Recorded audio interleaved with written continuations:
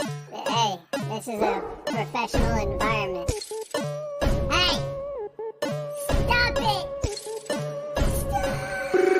Another day about the Waffle House shit got hella poppin'. One lady started talking that shit like she really wanted problems. She said that the workers were working too slow. She needed the food cause she had to go. She got super angry and started to shout. So Wendy gave her a 3-piece on the house. Yeah. Go Wendy, I get why they mad, yeah. They just found out for Christmas all you be serving is both of them hands, yeah. Wendy, she ain't gonna back down.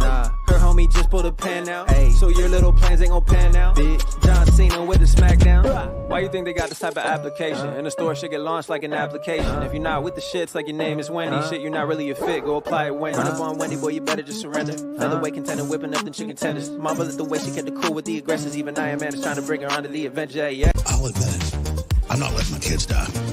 I'm somebody that thought I could fix this, and I'm starting to think about having to eat my neighbor. I'm gonna haul him up by a chain. I will eat your ass. I'll do it. You think I like sizing up my neighbor? Gonna chop his ass up. My children aren't going hungry. I will eat your ass. I'll eat your ass. I'm literally looking at my neighbors now going, I will eat your ass. Eat your ass. Eat your ass. My superpower is being honest, and I will eat your ass. I will eat your ass. Eat your ass. That's why I want the globalists to know. I will eat your ass. I will eat your ass. Eat your ass. I've extrapolated this out, and I will eat your ass. I learned a lot, and I learned that I learned a lot. Anyway, Bo is associated here. Anyway, the point I want to make is I learned so much. I learned so much. I learned black, white, all colors, all backgrounds. But I mean, come on, man. Men, women, gay, straight, everyone deserves a shot. You know, come on, man. You know the thing. You know what I mean? You know the thing. You know what I mean? Come on, man. What I have to do is I have to continue talking about the things. Come on, man. I came down here because I remember the first bumper sticker I saw. I learned that I got hairy legs that turned blonde in the sun. And the kids used to come up and reach in the pool and rub my leg down so it was straight and then watch the hair come back up again. So I learned about kids jumping on my lap. I love kids jumping on my lap. Oh, I'm in trouble. What are we, nuts? Dead. You know, come on, man. Give me a little break here. Get a life. Taking cocaine or not? What do you think? Huh? Come on, man. Black, white, all colors, all backgrounds. But I mean, come on, man. Men, women, gay, straight, everyone deserves a shot. You know, come on, man. You know the thing. You know what I mean? You know the thing. You know what I mean? Come on, man. You have a problem figuring out whether you're for me or Trump, and you ain't black. Come on, man. Well, Corn Pop was a bad dude, and he ran a bunch of bad boys. I can hardly wait to meet with that guy who is the stable genius. Come on, man. I am very willing to let the public judge my physical and mental my physical as well as my mental fitness. Come on, man. Poor kids are just as bright and just as talented as white kids. Wealthy kids. Come on, man. I mean, come on. Take a look at the record. I know a lot of weed smokers. Come on, man. Black, white, all colors, all backgrounds. But I mean, come on, man. Men, women, gay, straight, everyone deserves a shot. You know, come on, man. You know the thing. You know what I mean? You know the thing. You know what I mean? Come on, man. Why the hell would I take a test? I am, come on, man. I'll admit it. Oh my God. Sorry, everybody. Sorry. I'm breaking canon here for a second. All right. And I just want to say thank you all for hitting us, helping us hit 6,000 subscribers. Really, truthfully, it was amazing. I know it's a smaller crowd tonight because we're not covering commentary. We're not covering drama. We're not doing anything like super crazy. We're just going to be total fucking weeps. But here's what I will do. If the people who are here are super active in the chat tonight, I will make it a regular thing where on Wednesdays, all we talk about is just fucking anime, right? Anime and fucking manga, and that is it. But it really just depends on how active the chat is. If you guys aren't talking too much, I don't know. But if you share the stream out right now and get more people in here, they will be able to help you out with my chat issues. Also, if you check the description right now, everything that we'll be covering is going to be in the description, okay? So I don't want to hear any complaints about spoilers. I will tell you what we're going to talk about ahead of time if you want to dip out for a little bit, but do not complain if I start talking about something and you tell me you haven't even seen it. Not fair. All right, sorry, where were we? And strike and strike and strike until you have victory. For every enemy that is aligned against you, let there be that we would strike the ground, for you will give us victory. I hear a sound of abundance of rain. I hear a sound of victory. The Lord says it is done. The Lord says it is done. I hear a sound of abundance of rain. I hear a sound of victory. Angels are being released right now. Angels are being dispatched right now.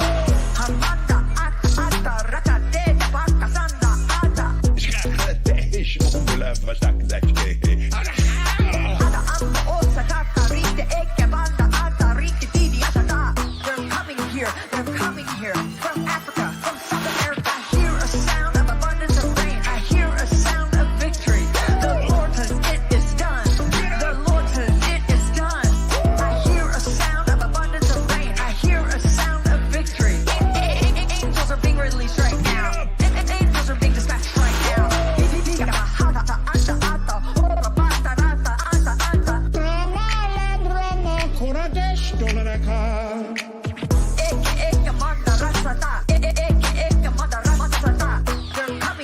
They're coming here from Africa, from South America. I hear a sound of abundance of rain. I hear a sound of victory. The Lord says it is done. The Lord says it is done. I hear a sound of abundance of rain. I hear a sound of victory. Angels are being released right now. Angels are being dispatched right now. How about a motherfucking mukbang? We got a beef taco. Santa Fe, right? Wake up. Wake up. It's propaganda. It's propaganda. It's an e-girl in military uniform. It's propaganda. Wake up. Wake up. Wake up. Because it's a rule. You know, the rules of perception. If they're black, then it's a gang. If they're Italian, it's a mob. But if they're Jewish, it's a coincidence, and you should never speak about it. The more you fuck around, the more you're going to find out. And also, if you stay down here and you never fuck around, you'll never find out. Oh, you know it, lad. You know that, Hassan Piker. I'm coming to kill you in Los Angeles at your house. Or in the ring. No, in real life. The sharing of biased and False news has become all too common on social media. More alarming, some media outlets aren't true without checking facts first. Unfortunately, some members of the media use their platforms to push their own personal bias and agenda to control exactly what people think. And this is extremely dangerous to our democracy. This is extremely dangerous to our democracy. Whose Sailor Moon shirt? Why, mine, of course. It's a little tight. Oh, of course you watch Progression. You know skill, dumb YouTube commenter, idiot. I'm taking all your spell zones. Every one. Take them. I don't need them. Go. End of main, dumbass. Oh, you're kidding me. Yeah, nice deck. Spent all match complaining and had the rock in hand. The deck is bullshit. Completely it's bad. saw through it's that a bad bluff, deck, but it's still bullshit. Did Hillary teach you skill that issue. one, you liar? Open wide, kids, because I'm going to grape you in the mouth. He's going to what them in the mouth? He's going to grape them. Can we please get this? You don't even have a cat. It's not for a cat. What's it for? For me.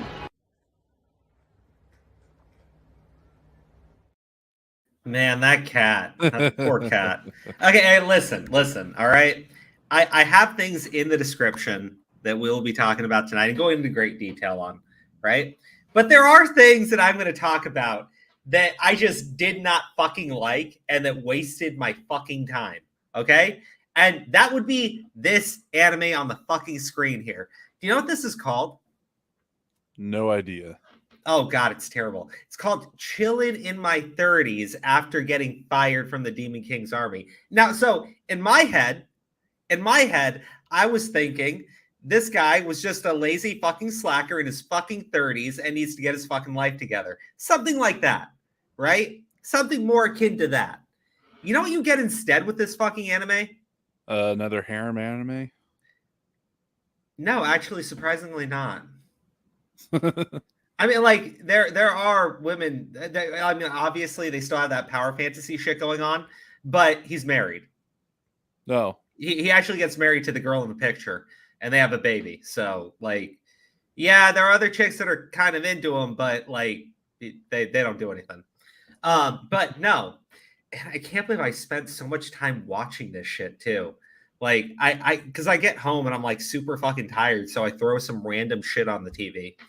But this was beyond disappointing. This guy, he's not actually a demon. He's just a human being. Okay. And the anime also really sucks because I thought, actual demons, right? Some cool designs. No. Demons in this world are fucking humans with magic. You know what they are?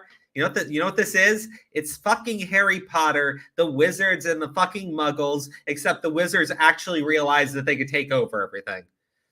That's it. And it's boring. It's so fucking boring too, right? And then this guy at the start, he gets fired, okay? And all the big like demon bosses are laughing at him. And so I thought in my head, okay. But after that first episode, get this. He gets fired because the new like top supreme general is jealous of him because he's such a good assistant and everybody loves him. I fucking hate this anime. It sucks. It's a waste of fucking time. Oh my God. It's such a waste of fucking time. There's nothing interesting. Here. Like it's like generic fucking power fantasy. And don't get me wrong, every now and again, sure, that's cool. But like, man, this like the premise for this fucking anime was actually good, right? A dude in his fucking 30s getting fucking fired, right? And then just needs to go fuck off and do something else now. Bro, like, come on, okay? Like, I could get behind that as a guy in his 30s. But then they gave me this shit. And it's like the regular fucking crap you see everywhere. Oh, man, it was disappointing. It was fucking disappointing. I think there's like 10 episodes. And I've watched every single fucking one. I'm wasting my fucking time with this thing. There's no improvement in this show at all. And yeah, I'm still like, okay, is anything gonna happen? And no, never, ever. He's like super fucking overpowered. Everything he does is fucking right. Everybody fucking loves him. And you know what? In the most recent episode, he turns out to be the son of the world's strongest hero. Yeah, fuck the fuck off already. Oh God, I don't even understand. I don't fucking understand what the fucking point of that was. Why even make him fucking 30? I mean, Crow, you're like Peter right now. This movie has no conflict. He blows up the screen. Oh, it doesn't have any you know what the big conflict's gonna be? His adopted daddy and his actual blood daddy are about to have a fucking fight. Big fucking whoop. I don't care. God damn. His fathers are fighting over him. That's the next episode. Fucking hell. Well, that's at least an improvement amongst most dads. Okay, that's true. But I will say this. The only thing, and literally, yeah, he's fucking, yeah, Bell. This is generic as fuck. But the only thing I will say that actually makes me think this anime isn't complete dog shit is he gets married to the girl behind him. They have a baby, and he's not creeping and perving on other women. Like, it's like the only thing. Because if they did that, it would literally be like everything else. But no, your main character actually respects women. It's like fucking weird. It's so fucking bizarre.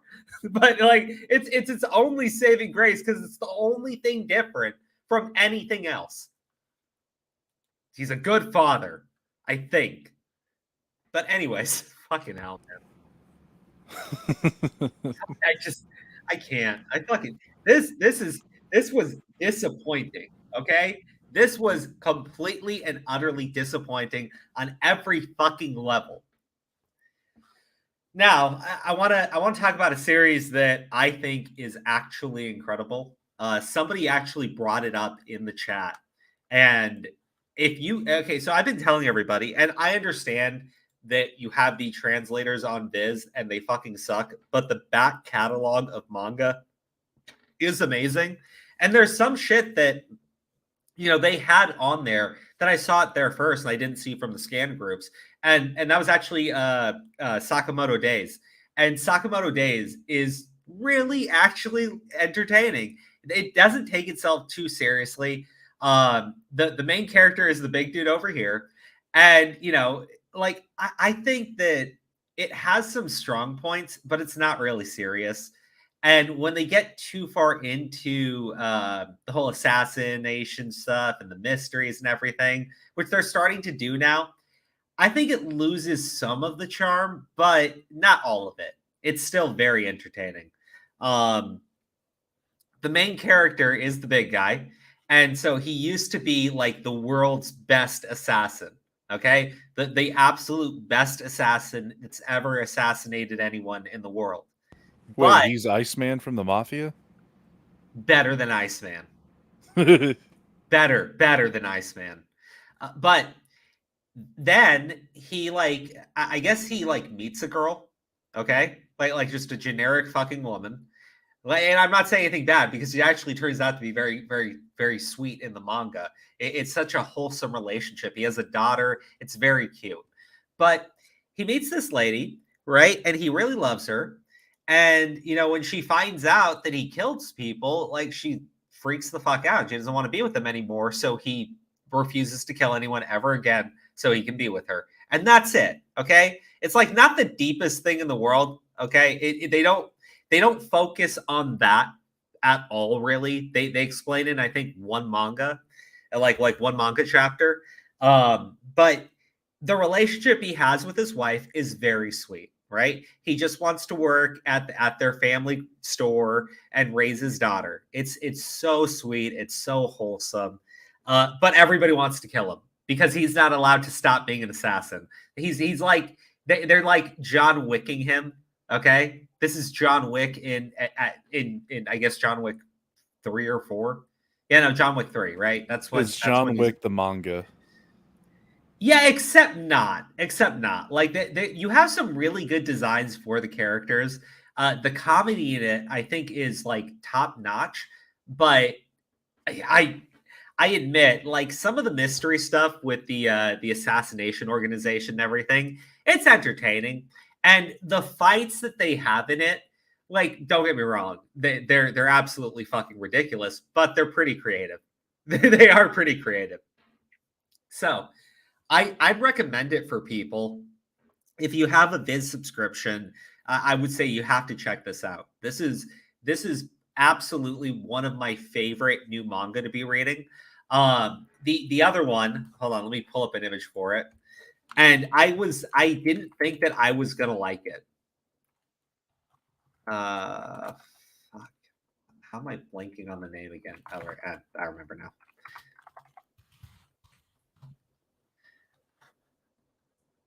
Okay, hold on. I apologize because I didn't have a bunch of shit already pulled up and prepared. I should have, but you know me, I'm lazy. This one is Akane-banashi. Okay, and I'm probably saying that wrong, but it doesn't really matter.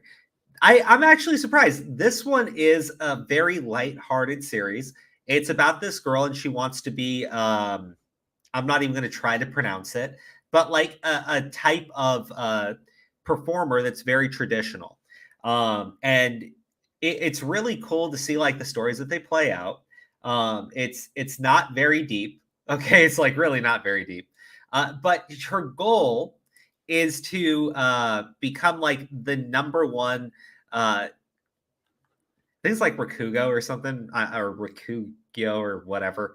I honestly can't say it, but she wants to be the number one so that she can show up to this guy that refused to let her father perform, which caused her father to abandon doing it and go take up a salary job, which he's deeply unhappy with or whatever.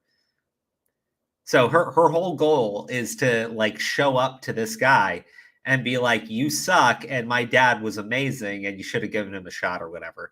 It's actually a really nice story. I liked it.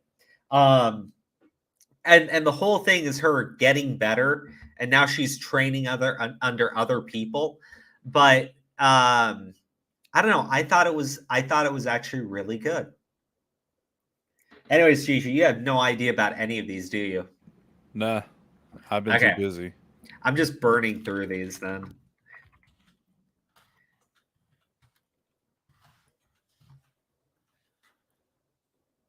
I'm just giving you recommendations. We'll just do a reaction until Vic gets here. But like seriously, Gigi, like I'm busy too. You've got to check some of this stuff out. Here, this is the final manga I'm going to recommend. We'll talk about like Jujutsu Kaisen and One Piece and everything. I'll play a reaction video first, but this is the final new manga I'm going to recommend to people. This is Shoten, and it's about these two kids who are getting together to become like the #1 comedy duo. And I like it. I like comedy series. I really do. But this one is more about them trying to become like the best performers possible. So I think it's a little bit weaker on the comedic element, which is weird because it's all about them like, you know, doing a comedy routine and everything. But a lot of it's more about like the planning and getting better and preparing and figuring out how to work together and all that good stuff. So it's nice for that. It's a good, simple series, and when they're actually doing the performances and everything and doing the jokes, like I'm sure a lot of it is that it's from Japan and the humor is different and everything. Some of it doesn't really land for me, but I still like the characters, and you know you wind up rooting for them really early on. But I would 100% recommend you check this one out, Gigi. Like it's a good series. I'm like recommending you shit that is not like over the top here. Right. Yeah. To the chat. All of this stuff is super like is very simple. Sakamoto Days is probably the most intense one out of all of them, and it's a comedy one. So okay. You know, I gotta ask, why is this taking place in a pachinko parlor? Oh, this is just one of the manga covers. Okay. So like they're on stage. This is them doing a performance. But I know that like I forget what they call it, but in Japan, that's a thing that they do where you have like one person who's all comedy and the other man's the straight man, and they play off of each other. And I guess it's like super popular in Japan, and that's what they are trying to do. Okay. I probably am missing out on a couple of series. I mean, you know, you have what do you call it? Blue Exorcist that finally came back. And I want to talk about Chainsaw Man 2 or Chainsaw Man Part 2 because it got off to a slow start, but it's really kicking up into gear, and I'm liking it.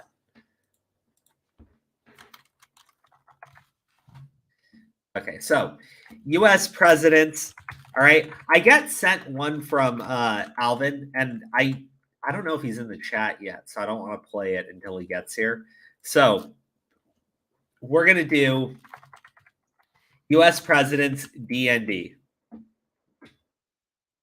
Now, I have a question for you, Gigi. Do you want to watch?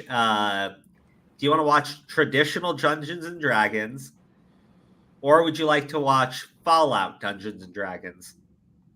Fallout. Good choice. Good choice. All right, let me get these pulled up.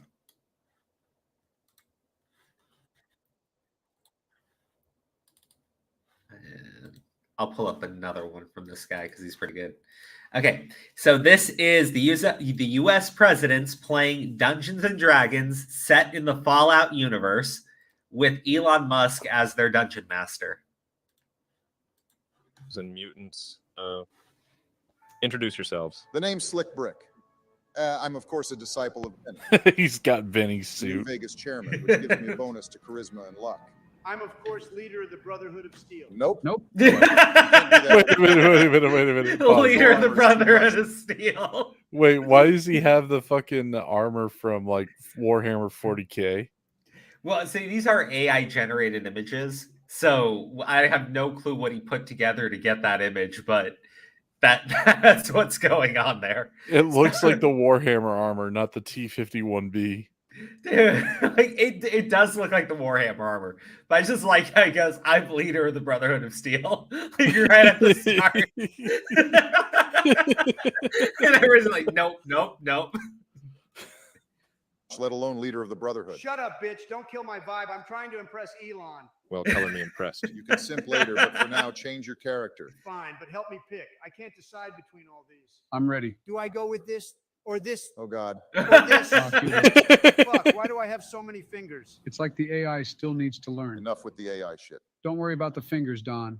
It's lore friendly for Fallout. We can say it's a radiation mutation. Okay, what about this? What the fuck? Why are you a sofa? Radiation mutation. God damn it, Don. Hurry and pick so we can start. Okay, I picked this one. Damn, I'm looking good. Yeah, you look like a handsome and a good. Thanks, buddy. Very well. So now introduce yourselves, Donald and Joe. Okay, so I am a leader of the. I am an initiate of the Brotherhood. Call me Elon. I love it. That's just going to get confusing. Jesus, Barack, always moaning, shake my head, SMH, TBH. Fine, call me Tesla. What about Teslard? Because you're a lard ass. Shut the fuck up. Okay, I'm Donsworth. Like the robot, I have a bonus to strength, and of course it's me, so I have exceptional charisma. Not bad at all. Hey. I like it. Now, who are you meant to be, Joe? It's a strange mystery. Oh my God. I see it now. That's so cool. The mysterious stranger. Who? What's your name, Joe? I'm the mysterious stranger. My identity is a secret, but you can call me Joe Biden. I have a bonus with perception, strength, and agility. Very nice. Okay, so let's begin the campaign. It's good to see you again, Ben. My name's Elon. Hmm? Elon Musk. Right, and what did I say? Ben. Yes, what's the issue? It's not the same name. Are you sure? Unfortunately, our previous dungeon master, Ben Shapiro, got into a horrible car accident, leaving him in a wheelchair. He'll never walk again. Skill issue. Poor guy. But maybe he would have been safer if he drove a Tesla. Hey, good one, Elon. Call me Mr. Musk. Wow, what an honor. The fuck? Right. So the adventure begins. Slick, Donsworth, and Joe leave the confines and safety of Vault 420 and emerge out into the unforgiving wastelands. Damn, look at this post-apocalyptic shithole. What a mess. Reminds me of the towns your drones hit Barack. Shut the fuck up, Donsworth. Oh, my bad. Oh, Sorry. man, I love that. Reminds me of the time all your drone strikes destroyed countless cities. Slick You brick. fucking bitch. I attacked Donsworth. What the fuck? Why are you attacking me? Guys, come on. I thought you only target Middle Eastern. I use my VATS for perception. Do a dexterity check. and It's target true. One of Don's kneecaps. Before that, I roll for a charisma check, persuading Barack to piss his pants. How will that help? Donsworth rolls, and it's a 4. Slick Brick does not piss his pants. Say bye to your kneecap, bitch. I rolled a shoot. 16, direct hit. No! Donsworth falls to the ground, screaming in pain and agony, bleeding out. Get in character and scream. Ah! Fuck's sake. Sorry, guys, I lost my cool. Just say you're Right. Yeah, don't mess with Slick Brick. Ah! I use my divine holy healing to cure Donsworth's ailments. What? Wrong universe, Joe. Who? Take this stim pack and heal him. All right. I use a stim pack on Donsworth's knee, patching it up as good as new. Do you want to roll? Yes, I do a constitution saving throw. It's a 12. You stop Donsworth's bleeding and he can walk again, but with a limp. He'll need more time to fully recover. Great fucking job, Barack. I'm now a cripple like Ben Shabibo. Sounds like a personal problem. Ben should be. I want to see what this universe has to offer. The presidential wanderers continue their journey across the decrepit landscape. In the distance, they see what looks to be, oh no, a rad scorpion.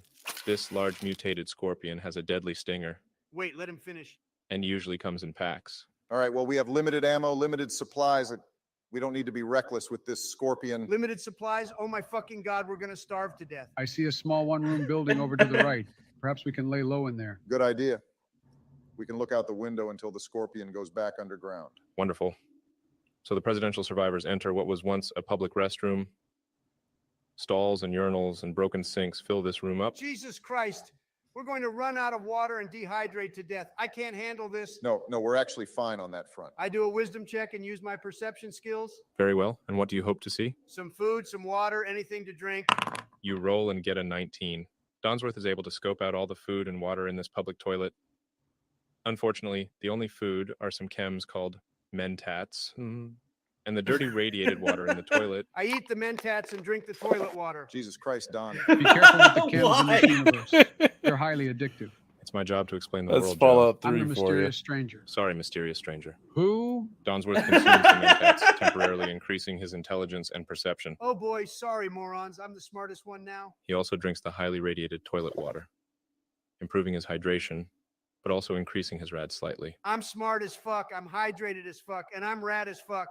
I keep drinking the toilet water until my hydration is full. Jesus, you really are a dung eater. I keep drinking. We're not remotely close to dying of thirst. Drinking. Donsworth gets severe radiation poisoning, his bowels are burning, and he drops to the ground. What the fuck? Wow, didn't see that coming. I don't have any Radaway to cure him. All I have are lots of berry mentats and jet fuel. Donsworth's bowels let out a loud belch, alerting nearby creatures. Oh my God. No! Shit, we're going to be surrounded, and Don can't even move. I attack Slick with a sharp maneuver. Nope, you hold that in so more creatures don't come. We'll have to leave Donsworth here and lure the creatures away. Fuck's sake, Don, we're about to sacrifice ourselves for you whilst all you do is shit everywhere. Whatever, at least I won't die of thirst. You fucking idiot. The mysterious stranger leaves. At least I won't die of thirst. And then leaves the restroom with Slick Brick. This is so dumb. All the rad scorpions are now focused on them. Excuse me, I'm the dungeon master here. Sorry, Elon. No problem, Joe. Call me Joe. The scorpions start chasing them as Donsworth continues to writhe in pain in the toilets. Fuck. Okay, I do. A wisdom check. Try to find any weapons that can help. A 17, not bad. You find a rusty lock container beneath some rubble ahead, but there's no key. I only have one lockpick. Shit, what if it breaks? You got this. I roll for a dexterity check to lockpick this container. My goodness, an 18. The container is unlocked. Okay. I activate my New Vegas Fortune Finder luck perk. I don't think it works like that, but I'll allow it with a roll. I roll to increase the chances of finding a good weapon inside. Oh, my spaghetti monster. You got a 19. Good job. Okay, I open the container, and it's... How what's this? Is that an M42 Fat Man mini nuke launcher? Holy shit! My goodness, do you think that's the sun? I roll to steal it. You're nowhere near us, dumb. I rolled Scorpions around Joe and Slick. They are out of options. Damn. Unfortunately, God. we might have to use this nuke on the ground we're standing on. Killing all the creatures, but also ourselves. Man, I don't want to go, man. me neither. At least fucking Don will be okay. Sorry about shooting you, bro. Guys, no. Yeah, let's do it. For our sake. They're just total bros now. One last time. To nuke the ground and destroy all the creatures. No, Elon, fucking do something, please. I can't do anything. No, fuck this. I can't let you guys die alone out there. Because, boys, this world ain't worth being in without you. I'm emotional enough already. Let us die. Elon, I eat all the chems Joe left for me. What you all don't realize is I've been holding in this radiation shard all this time. Wow, what a man. The fuck? I rolled to let out an ultimate move to save my friend. OMG. A 20. This is truly astonishing. Calm down, Elon. Your enthusiasm is distracting. Amazing critical success. So Donsworth lets out an emotional radiated queef. We can't hear it, but everyone understands what has happened. Rad scorpions and rabid dogs from across the wasteland forget what they were doing and start sprinting towards Donsworth. We hear thuds, hissing, pounding at the door. These creatures want to break inside and see what's up. They know the smell is coming from Donsworth, but they don't know why or how. What the fuck? I'm crying in a close career. Slowly, all the creatures surrounding the public restroom die from severe toxic poisoning. This one The is gang is fucking safe. great. I'm amazing. My hero, my shitter. Jesus Christ. It was all part of the plan, boys. What even is this game? I leave the restroom fully hydrated and meet up with the boys. The trio of heroes get back together once more, delving deeper into the desolation. But hope emerges as they see a sign for Sanctuary Hills. In the distance, you see an eager man wearing a cowboy hat and a beige duster coat. It looks like he wants to ask you something. Oh no. Is that... Yeah. It's Preston Garvey. You found his settlement. You are safe at last. Oh, okay. Wait, hold on, guys. Okay, guys, I do apologize. This has been a blast, but my private jet is waiting. I have an important meeting to attend. Ooh, what is it about? Nothing. I'm just going to tweet hate towards my lazy employees. Understandable. Have a nice day. Good seeing you, Elon. Understandable. Have a nice day. Take care, guys. Bye, Mr. Musk. I just want to get to know you. Are you a cinephile? I'll text you later, Don. I'm blushing. Your cheeks are turning orange. Oh, wait, never mind. Bye. Your cheeks are turning orange. Oh, wait, never mind.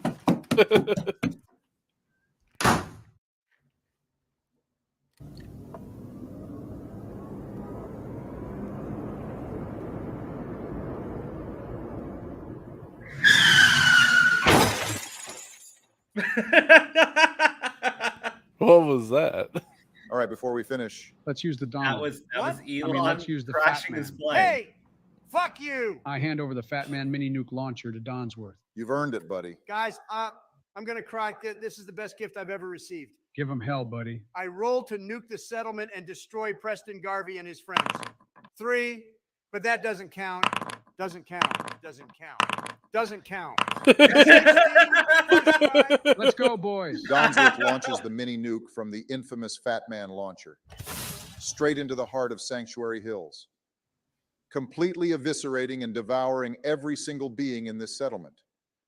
The boys kick back from afar as the mushroom cloud expands in the distance. Woohoo, what a moment. Good job, guys. Another war crime successfully complete. War. War never changes. And neither will our friendship. For sure, bro. I love it. Wonder who we can get to DM for us next. I have a friend who might be available. Awesome. Well, now that the game's over, want to go meet Miyazaki at the pub? Classic Mia. I swear he's always there. All right, let's go, brothers. First round's on him. That was great. that was actually fucking great. But we got the original with Ben Shabibi. Greetings, travelers and adventurers. Before we begin, I think it would be a good idea for you all to introduce your characters. I'm a paladin, so obviously call me Paladon, short for Paladonald, or call me Sir Donald, Master Don, Sexy What's Donald. up, guys? I'm Obarman Dornwood, an elf archer. Very nice. Paladon and Obarman, decent fantasy names so far. Now it's your turn, Joe. This is a role-playing game, Joe. Why did you come as yourself? How am I myself? Aren't you dressed as an old pedophile? Motherfucker. This is mildly inappropriate. Guys, chill out. Right, so I am a human cleric heralding from the pious, God-fearing settlements of Illazor. I'm proficient in healing, and my name is Joey. Great name. Nice one, Joey. That name kind of sucks, no? Whoa, come on now. Don't listen to him, Joey. But thanks again for doing this, Ben. None of us are experienced dungeon masters, so we thought you'd be perfect to ease us into this world. It is my pleasure. Yeah, it's so nice to meet you, blah, blah, blah. But can we start? Right, so the journey begins. Our adventurers set off through the land of Urahelm. Yawn. The weather is, excuse me, what? God damn it, Don. What? I'm just yawning. It's a natural body function. No, you said yawn. You didn't actually yawn. Behave, Paladonald. Don't worry about these leftists, Ben. I'm on your side. Okay, then. Where was I? I'm here. So, the adventurers arrive at the town of Kaldheim, searching for work, but they hear murmurs amongst the civilians of a fierce bandit camp looming outside the walls. Now what? Now we take our turns. Yeah, but where are the pieces? Where's the board? Any 4 pieces to connect? It's all in the imagination. Yahtzee! You say what you want to do, and I roll the dice to see if it's successful. I attack Ben. You cannot attack the dungeon master. I attack the Dork Master. Didn't you tell these guys how to play beforehand, Barack? I did. He's The just being Dork stupid. I'll go Master. first. I know how to play. No, you do not. Well, I played it before back in 1881. I was a bard and would yodel for my friends. They'd call me Joe Barden. 1881? Joe Barack, what's up Barden. with your friends? They're just having fun. No, it's true. God damn it, Joe. Let's say, hypothetically. That was true. Then what do you... Don't bother with that, Benjamin. He's just at that age. Let's play. Okay, I search for a nearby inn, hoping to find some info about the bandit camp. I will join Obarman. I will join them too, but I'm at the front. All right. The 3 of you enter this bustling inn, patrons all around, getting drunk and having a good time. Paladon approaches the dwarven bartender. What do you say? Dwarven, gross. I asked to see their work permit. For fuck's sake. Okay, we'll do a charisma check. Would you like to persuade or intimidate? Intimidate. They don't deserve my kindness. Very well. You got a 3? The dwarven bartender looks at you confused and walks away. She will now ignore you. A she? A woman? Why didn't you say so? Pardon me, milady. Where are my manners? Are you an illegal? You lost the charisma check, Paladin. She won't talk to you anymore. Bullshit! I'm Paladon, the golden god, the most charming man in all the lands. There's no way I can fail a charisma check. But you did. That's a fact. No worries, Paladon. Let me talk to her. I walk up to her and say, "Excuse me, miss, we've heard of your town's struggle against bandits and want to help. Is there anyone hiring bounty hunters?" The bartender looks at you with concern. She has her guard up thanks to Paladon. Whatever. I try to ease the tension by telling a joke. Okay, another charisma check for performance. And it's a success. Hell yeah. Way to go, barman. Bullshit. You tell a funny joke about Paladon's small hands to the bartender, and she giggles. Feeling at ease, she points you to a hooded man sitting alone at the back of the inn. Bullshit. You all right? No way you have more charisma than me, whatever. His hands are small in this Okay, picture. Paladon. There will be plenty more chances to win roles. I attacked the bartender. Jesus Christ. Are you Jewish? Correct. Me too. Nope. As the dungeon master, I must advise. Attacking the bartender will lead to everyone in the inn and the town's guard to come after you. What's up, Vic? Most likely killing you. Dude, I've already seen this one so many times. To arrest the immigrant dwarf? No. Okay, slow down. What do you want to do? I swing my blade towards her head. I warn you, though. She's a dwarf with high agility. Plus, you failed the intimidation, so she's even more alert. You'll need a 17 or above. Oh, nice. A 17. Are you serious? Not good. Oh, Lord. Well, Paladin swings his mighty blade in a horizontal arc, slicing the beloved bartender's head cleanly off. Yeah, I like this game. Well, you've kind of ruined it. There is statistically no way you can get out of this alive. Everyone in the inn stares in disbelief and horror. Other groups of adventurers, warriors, and the town guard are alerted. They approach you with weapons drawn, ready to kill. I do another persuasion roll. Try to convince them the bartender was working for the bandits. Clever idea, O'Barman. You roll and fail. The people do not believe in your lies and get angrier. It's okay, lads. I got this. I intimidate them, calling them pussy-ass bitches. The people are now enraged with fury. Nothing can save you now. Almighty Goddess Esrandria, I call upon your divine blessing once more. It is I, your loyal servant Joey. I ask thee to enchant your calming holiness upon this town to make them forget their anger and save us from this peril. You now roll with disadvantage. 2 dice. The lowest number will decide your fate. But anything lower than 20 means the game is over. So it's been fun, guys. Thanks for... Snake eyes. You got 2 20s. My goodness. Critical success. That's my boy, Joey. I don't believe this. Well, Joey calls upon the divine favor of his goddess. A holy blinding light enshrouds the town and fades away. Everyone has forgot about the incident, and the dead bartender has miraculously come back to life, as if she never got beheaded. This is so fun. I like it. Me too. So I guess you adventurers want to talk to the hooded man in the back. I behead the bartender again. No. No. I restrain Donald, taking away his weapon. I use a calm spell on Paladin. No one can stop me. Okay, I roll for restraint, and it fails. Don overpowers O'Barman. I roll for the calm spell. A 1. Critical failure. It fails and backfires onto Joey, making him confused. I am inevitable. I roll for a beheading. Of course, it's 18. Bye-bye, dwarf. You know your character is meant to be lawful good? Exactly. I am the law and she's illegal. She's not. It's a dwarven town. Work permits and national documents aren't required. You guys are the immigrants. Oh. Her head comes clean off. Everyone in the town comes to attack you again. I run. I can't do this, Barack. This is too stupid. It's fine. We're all having fun, right? I attack Joey. You are fucking Joey. Jesus Christ, Barack. Thanks for inviting me, but I'm leaving. Your friends are fucking stupid. Yo, what the fuck, bro? Don't talk about them like that. Time to leave, Ben Shabby bitch. I just said I'm leaving. Yeah, there's the door, bitch. Listen, kid, the fact is, this is how we roll. I just feel like this all goes against the sanctity of the game. You feel? Well, guess what? Facts don't care about your feelings. Oh, you got him. Wait for it.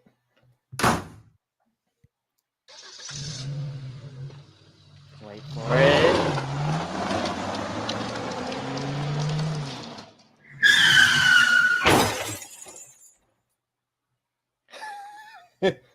This game is awesome.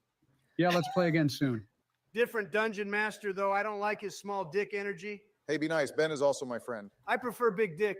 What the fuck, Don? That's a bit too sussy for me, bro. No fuck's sake. I meant, fuck it. When are we playing again? We should totally do Dungeons and Dragons, but set in the universes of games we like. Oh my God. Yeah. Imagine a fantasy fanfic adventure of us doing Dungeons and Dragons Elden Ring edition. Elden Ring, D&D, Fallout, D&D, Zelda, D&D. The possibilities are endless. So many YouTube video ideas. We're not uploading these sessions to YouTube. We are not, but he will. Who the fuck are you talking about? The one who clones. Bro, we're not role playing anymore. You can stop. Maybe. Okay, all right. Sorry, guys. No, My Doug, friend was what, busy hold up, playing hold up, with hold up. nuclear. What have I missed? What have I missed so far? We did Dungeons and Dragons and Fallout. Then we did the original one, and now we're doing the latest one. Oh wow, so you've been just reacting to them just doing Dungeons and Dragon versions. Well, I talked about manga, but the thing is, Gigi hasn't caught up to any of the new series that I've been reading. Of course he hasn't. And I figure if we're gonna talk about like One Piece and Yu-Gi-Oh and Pokemons and everything, well, then we should wait for more people. Oh, you know what'd be a good one to watch after this? What? Obama versus Trump in Yu-Gi-Oh. Oh God, the Yu-Gi-Oh matches are great. Oh yeah, have you seen any of them? Yes. Okay. Yes. I sent you one here where Obama's using Dark Magician and Trump is using Blue Eyes. Okay, perfect. Yeah. They're warheads, so he couldn't make it today. It's all right, Joey. I made some last-minute phone calls, and our dungeon master should be here any minute. Who is it?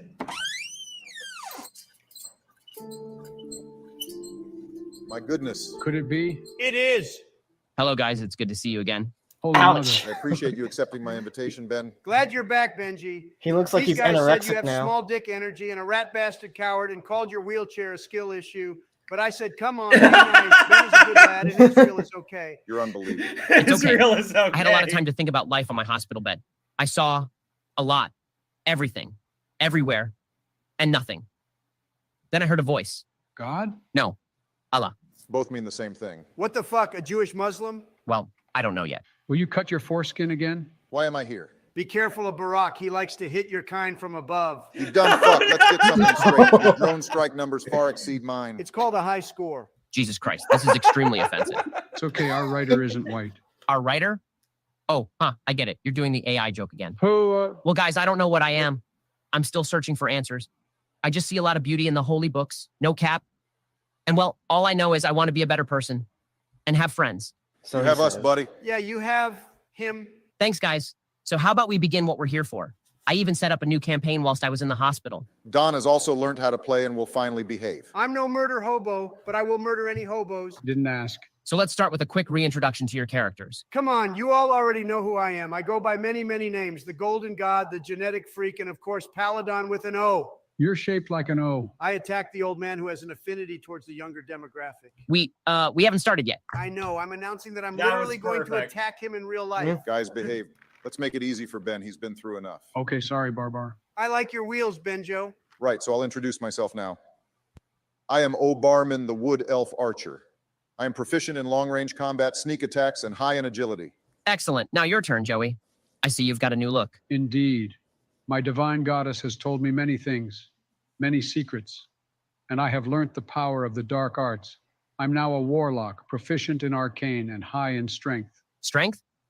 Not sure it works like that, but I'm trying to be a more flexible dungeon master, so it's good. Nice wheels, Ben. Stop. I'm really glad you're here, Ben. Shut up, Don. I'm really glad Is you're that here. how it is, huh? I can't be fucking nice to Ben now. I can't say I'm glad to see him, that I'm happy he's here. What is this bullshit liberal censorship? It's okay, Don. I appreciate what you said. Shut up, Wheels. I'm talking here. You thought about wearing a diaper on your head Why would I do that? to cover the shit that comes out your mouth? Good one. You're cute, Barack. Bitch, I'm adorable.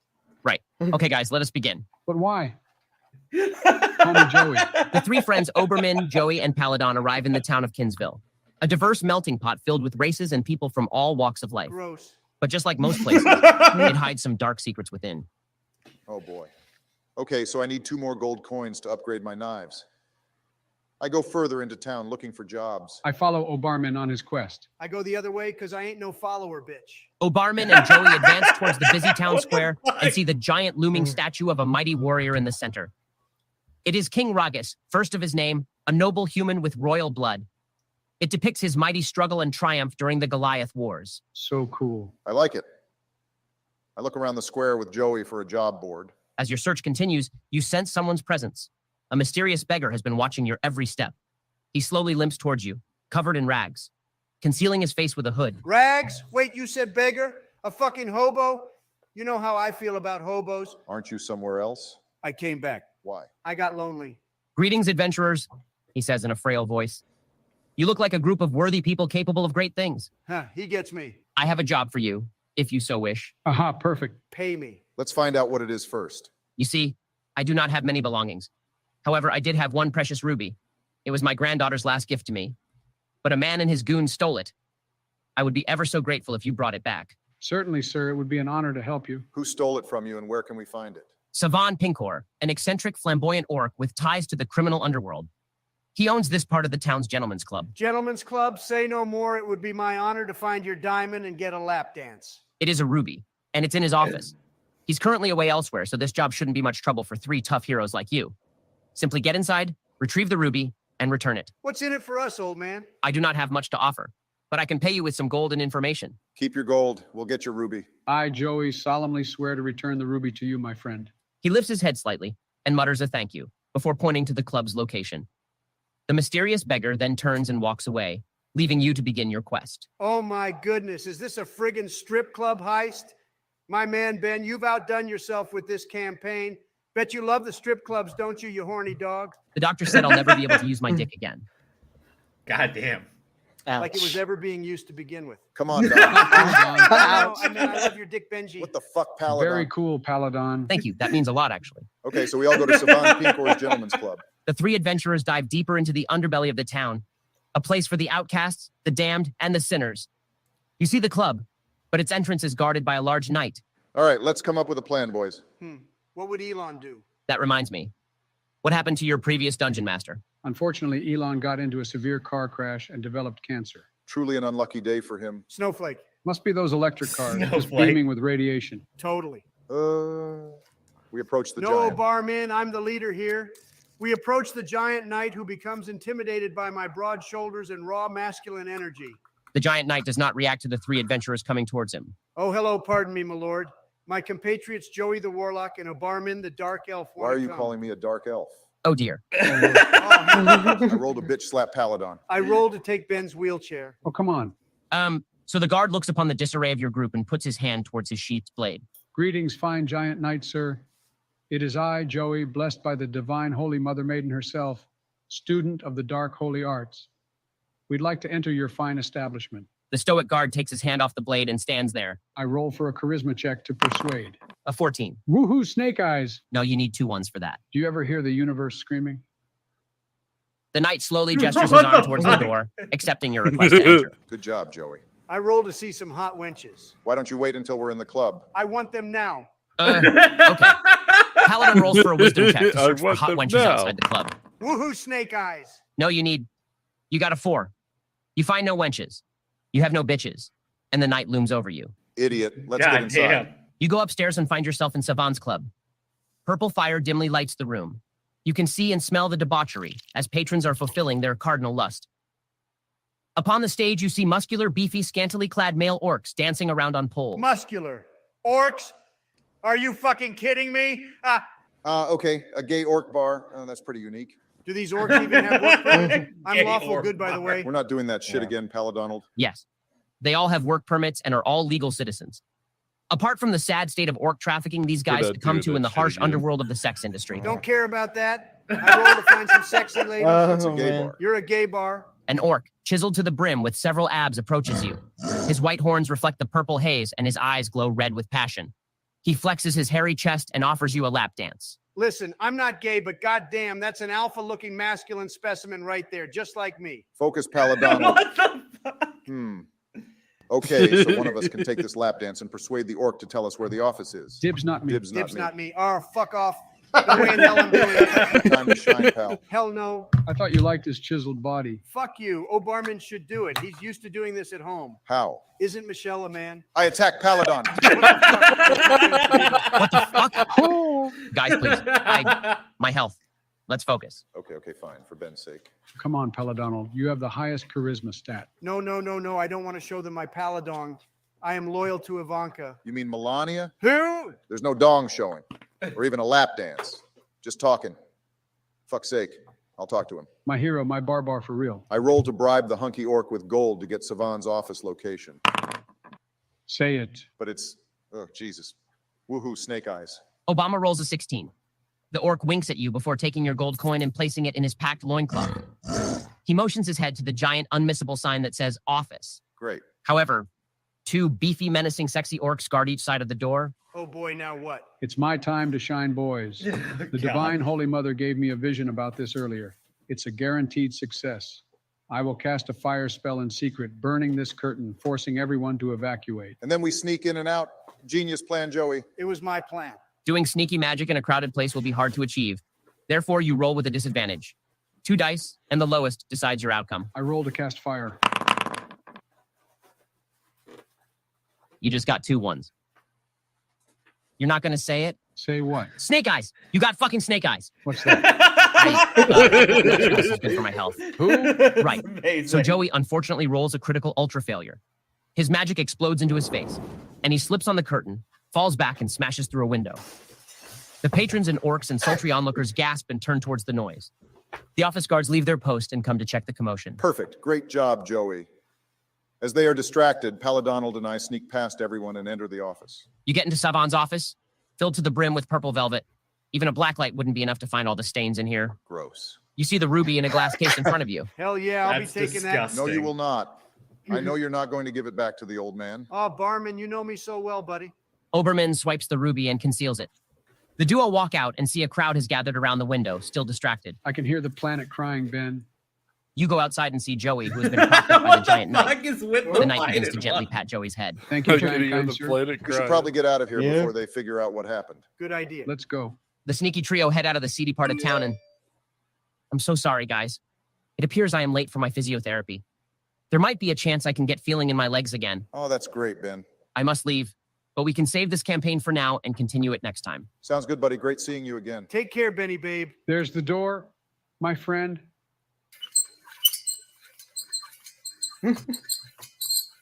Everyone was away. Watch something bad happen again.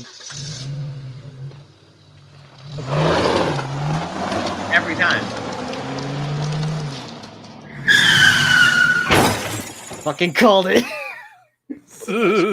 Yeah, maybe I was wrong about him. He's a cute rat. I can't wait to continue this story. Oh yeah, we didn't give the ruby back to the hobo. It's okay. We'll do it later on this week. No, I'm going to do it now. You can't play with Ben gone. He's worked hard on this campaign. We'll continue next time he's here. Don't care. Cry more. I will roll. Nothing you do right now will be canon in the Dungeons and Dragons President Metaverse when we continue the story next time. Seethe, mauled, piss more. Jesus. I rolled to behead the hobo. For fuck's sake. A 20, critical success. I behead the hobo twice. You got a 4. Whatever. I rolled to stab his dead body. I thought you were going to stop this and be lawful good. Renegade for life. Well, this was another great session with the lads. It really was. It's always fun with you guys around. Hee. And now we get to go back to Barack's for some good food. Yeah, Michelle's cooking her famous ravioli. Oh, Jolly G, that's my favorite. I can't wait. Me too, boys. Me too. Let's go. That sounded like a Mario impression for a second. It really did. This one's great too. Oh, you'll love this one. Since you know how to play Yu-Gi-Oh, you know how this goes. Cook your ass again in Yu-Gi-Oh. The only thing you're going to be cooking is this L, you bozo. Start this shit up.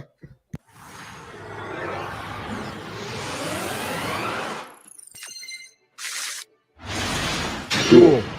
All right then. Ladies first.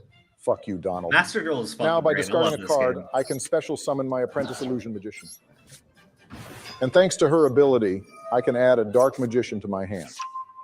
Then I'll play one card face down and then end my turn. Jesus fucking Christ, Barack. I thought you'd never finish. Oh, my bad. I didn't know my 2 fucking moves were too much for you to process. You call what you just did a move? Watch and fucking learn. I draw. I'll set this monster. Then place these 2 cards face down and then end my turn. Are you fucking kidding me, Donald? You didn't even summon anything. How about you shut the fuck up and go already? Don't question my genius. Fuck it, whatever. I draw. Knowing this fat son of a bitch, those are probably traps. Thankfully, I drew just the card I need. I'm going to summon Breaker, the magical warrior, and thanks to its special ability, it gains a spell counter. Now, by removing a counter, I can pop one of those fuckers. I didn't need that one anyway. Yeah, sure you didn't. Just like I'm sure you didn't need the Russians to help you win the election. Really, Barack? We're going there? Yeah, we are. Now time to battle. Breaker, attack that face down. Now, Apprentice, attack him directly. Fuck! That'll be all for now. You just made a big fucking mistake, Barack. Since you destroyed my White Stone of Ancients, I can now bring out my Blue Eyes White Dragon. It's an anime duel. Well, shit. Time to cook. I summoned Gene Warped Wolf, and now with my blue eyes, your whore and cosplayer are about to get fucked. Hey, watch your fucking mouth. Breaker Your ain't no whore and damn cosplayer. cosplayer. You're right, my bad. Anyway, my wolf attacks your By the way, break. Crow, you have And now still my yet to blue duel eyes me is in coming Master for that Duel. whore. Slow your roll, D-boy. I'm activating my trap card. Magical hats. Son Just of a saying. bitch. And now, thanks to my hats, you now have to guess which face down is my apprentice magician. Choose carefully, Don. Attack that one. Sorry, pal. Try again. You got lucky, bitch. I'll throw this card face down and end my turn. I draw. First, I'll flip over my apprentice magician. Then I'll activate my nuke, Raigeki. In You Dreams Noob, I activate Interdimensional Matter Transporter. The fuck? Who even still plays that card? Don't sleep on my boy Kaiba's OG cards, young man. Now, thanks to my blue eyes can escape your nuke. That may be true, but now you're wide open for my apprentice to attack. Am I, though? Activate trap card, Shadow Spell. Holy fuck, Donald. How many ancient fucking traps do you have in your deck? Quit whining and get good, you scrub. Now, your hero killer loses 700 attack points. Fuck.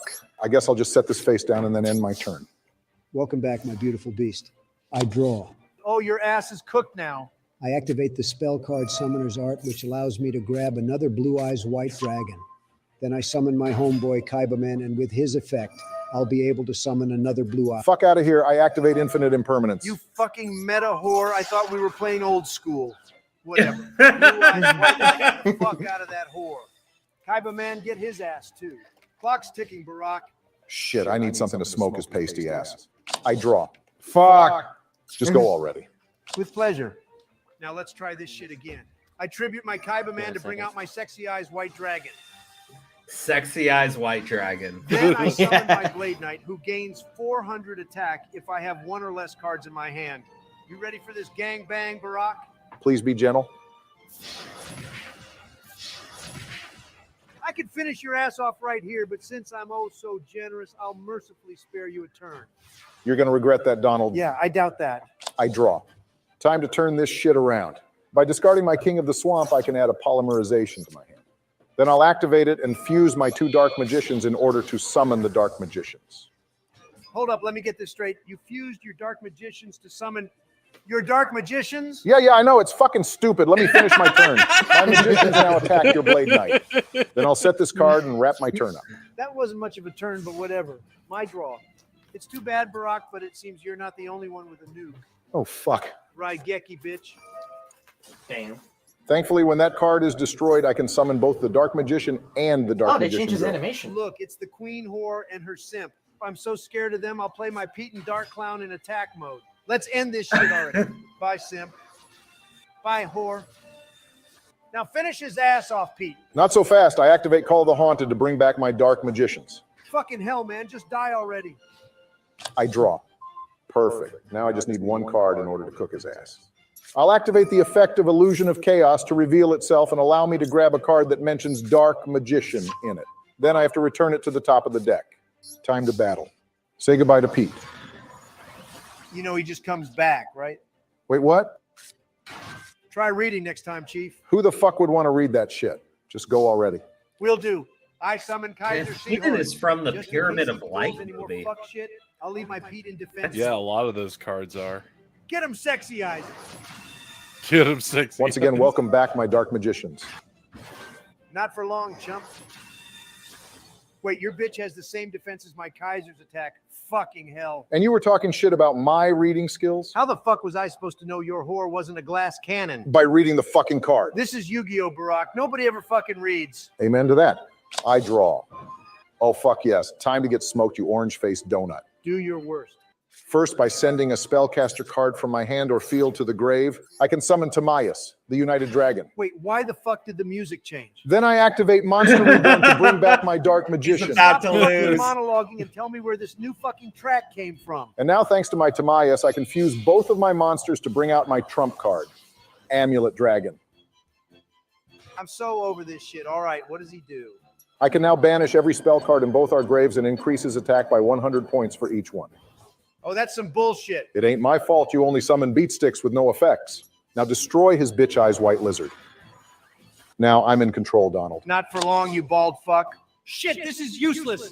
First, I'll switch my monsters into defense mode. Then I'll set this card and end my turn.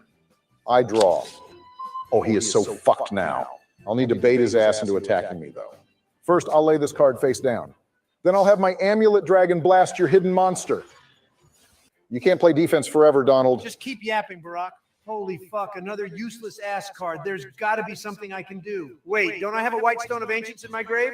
And don't I have a fucking Blue Eyes Fusion in my extra deck too? Holy fuck, I can't believe I forgot about that. I must be hanging out too much with Sleepy Joe. Prepare to get anal fucked, Barack. I beg your damn pardon? First, I'll banish my White Stone of Ancients to bring back a Blue Eyes to my hand. Then I'll tribute my Kaiser Seahorse, who counts as 2 tributes for a light monster, and summon my beast again. And now by sending 2 of my Blue Eyes to the grave, I can bring out your worst nightmare, Blue Eyes Twin Burst Dragon. Holy shit. Holy shit is right, you fuck stain. Listen to that fucking villain-ass music. This game already knows how fucked you are. You know why? My Twin Burst Dragon can't be destroyed by battle, and it can banish any monster it battles with. Well, that's fucking broken. Not as broken as your ass is going to be once my dragon bursts through those ass cheeks. Now I'll switch Pete to attack mode and finally finish you the fuck off. Are you sure you want to attack Donald? I still have my trap. You can't fool me, Barack. I'm not falling for that obvious bluff. Now attack my burst eyes and win me this goddamn duel. Yeah, eat shit, Donald. Are you fucking kidding me? This destroys all of your dumbass monsters that are in attack position. Any more bright ideas you want to try? Yeah, just one. GG.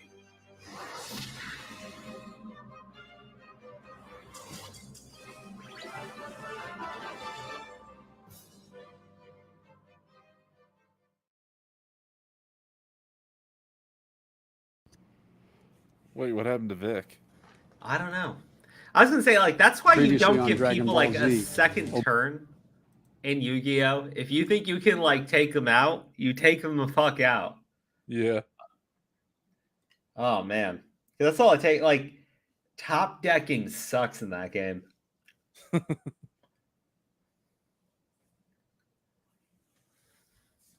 Okay, so I want Vic to be here. Anyways, GG. Yeah. So, Pokemon. Ash has finally done it. He's the world champion. He beat all the other champions, you know, in the tournament anyways. Yeah. And they are finally ending his story. He's not going on like a million adventures anymore. They're not going to give us another 30 plus years of Ash Ketchum. They're ending his series. And I think it's great. I think it's great in the sense that they should have done that a really long time ago. Like he's like been 10 years old for 30 years. He's He will never no grown. longer be a Peter Pan character. I mean, it's a little weird because like the guy has gone on adventures through various regions, and all of that is true and it exists and they reference it all. But he's 10 years old. No, it's crazy.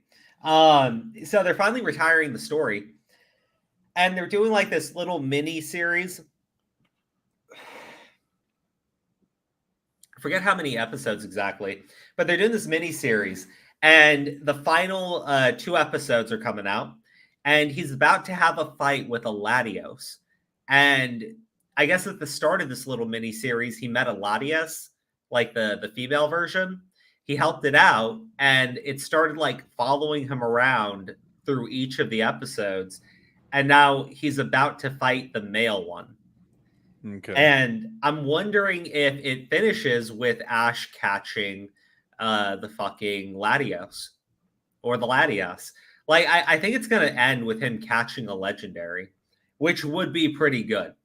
I mean, I know he's gotten mythicals before. Like he got that Melmetin or whatever the fuck it's called. And he's had, I mean, it's not technically legendary. He had an Ultra Beast in Alola as well. But this would be like, I think his first actual real legendary, not a mythical Pokemon, not one that he only has for a little bit of time, but like an actual legendary Pokemon that he catches and that is 100% on his team. And I think that's what they're going to end it with. Him becoming even more powerful, which is good. I mean, I get the whole Latios thing, but I was kind of hoping it'd be Ho-Oh. bring it back to where it all started in episode 1. I think that would be pretty cool. Like, don't get me wrong, but I think he already had his send off with Ho-Oh. Like he was flying on Lugia's back with Go, and they fly through the sky, and Lugia flies them right by Ho-Oh, and that's how Journeys ended. So I think that this one is more about just establishing Ash's goal in becoming Pokemon Master and showing how he's accomplished that. Yeah. Or roughly like what's his next step in life. Which either way I think is fine. But I think he should catch a legendary Pokemon. I don't think it should be Ho-Oh just because it'd be like catching Lugia. Like that's a bit too much. Like no trainer in the series has a legendary like that. That would be like a trainer casually fucking throwing out a fucking Groudon on people. Like it's just not going to happen. But I think the other legendary Pokemon, the things like Zapdos, Articuno, not box legendary status, I think that would make more sense for him to capture because we've seen like plenty of other top tier trainers throughout the series, casually wielding legendary Pokemon. Articuno, fucking the Reggies. You had that one fucking prick in Sinnoh that threw out a fucking Darkrai like a little bitch in every match. So I'm just saying, if anyone deserves to have their own legendary Pokemon, I think Ash should capture one or both of the Laddie twins. Well, the reason why I'd say they'd probably go with Ho-Oh, or at least I'd want it to, is because of the new focus in the games Scarlet and Violet, because they brought back a lot of Johto region Pokemon. Like, not only in Scarlet and Violet, but also in Legends Arceus. I've been checking out. I like Scarlet and Violet. I really want the DLC to be here because the game, all you can really do is play in the online mode. That's sort of it. You just play online matches. Once you've completed the game, you can capture every single Pokemon in the game and do shiny hunting and then fucking, I don't know, create a living Pokedex in your fucking boxes or whatever. But realistically, there isn't that much to do to keep you engaged in your save file once you've finished it, unless you just want to keep doing online battling. Yeah, and one of the things that I was bringing it up for is because someone had mentioned that it's in what is it, Game Freak's cycle right now. It's time for another Johto remake. Don't get me wrong. I would fucking love that. Like, I don't give a shit. Like, people can knock that. I would fucking love a Johto remake. I love the fucking Johto games. I have to say, if there is like a quintessential fucking Pokemon experience that I think anybody can play and enjoy, it would have to be Gen 2.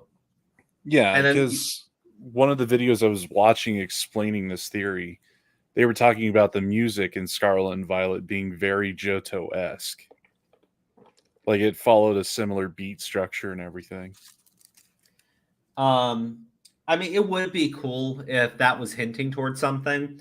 And the thing is, we found out that in Scarlet and Violet, they were teasing the DLC within the game.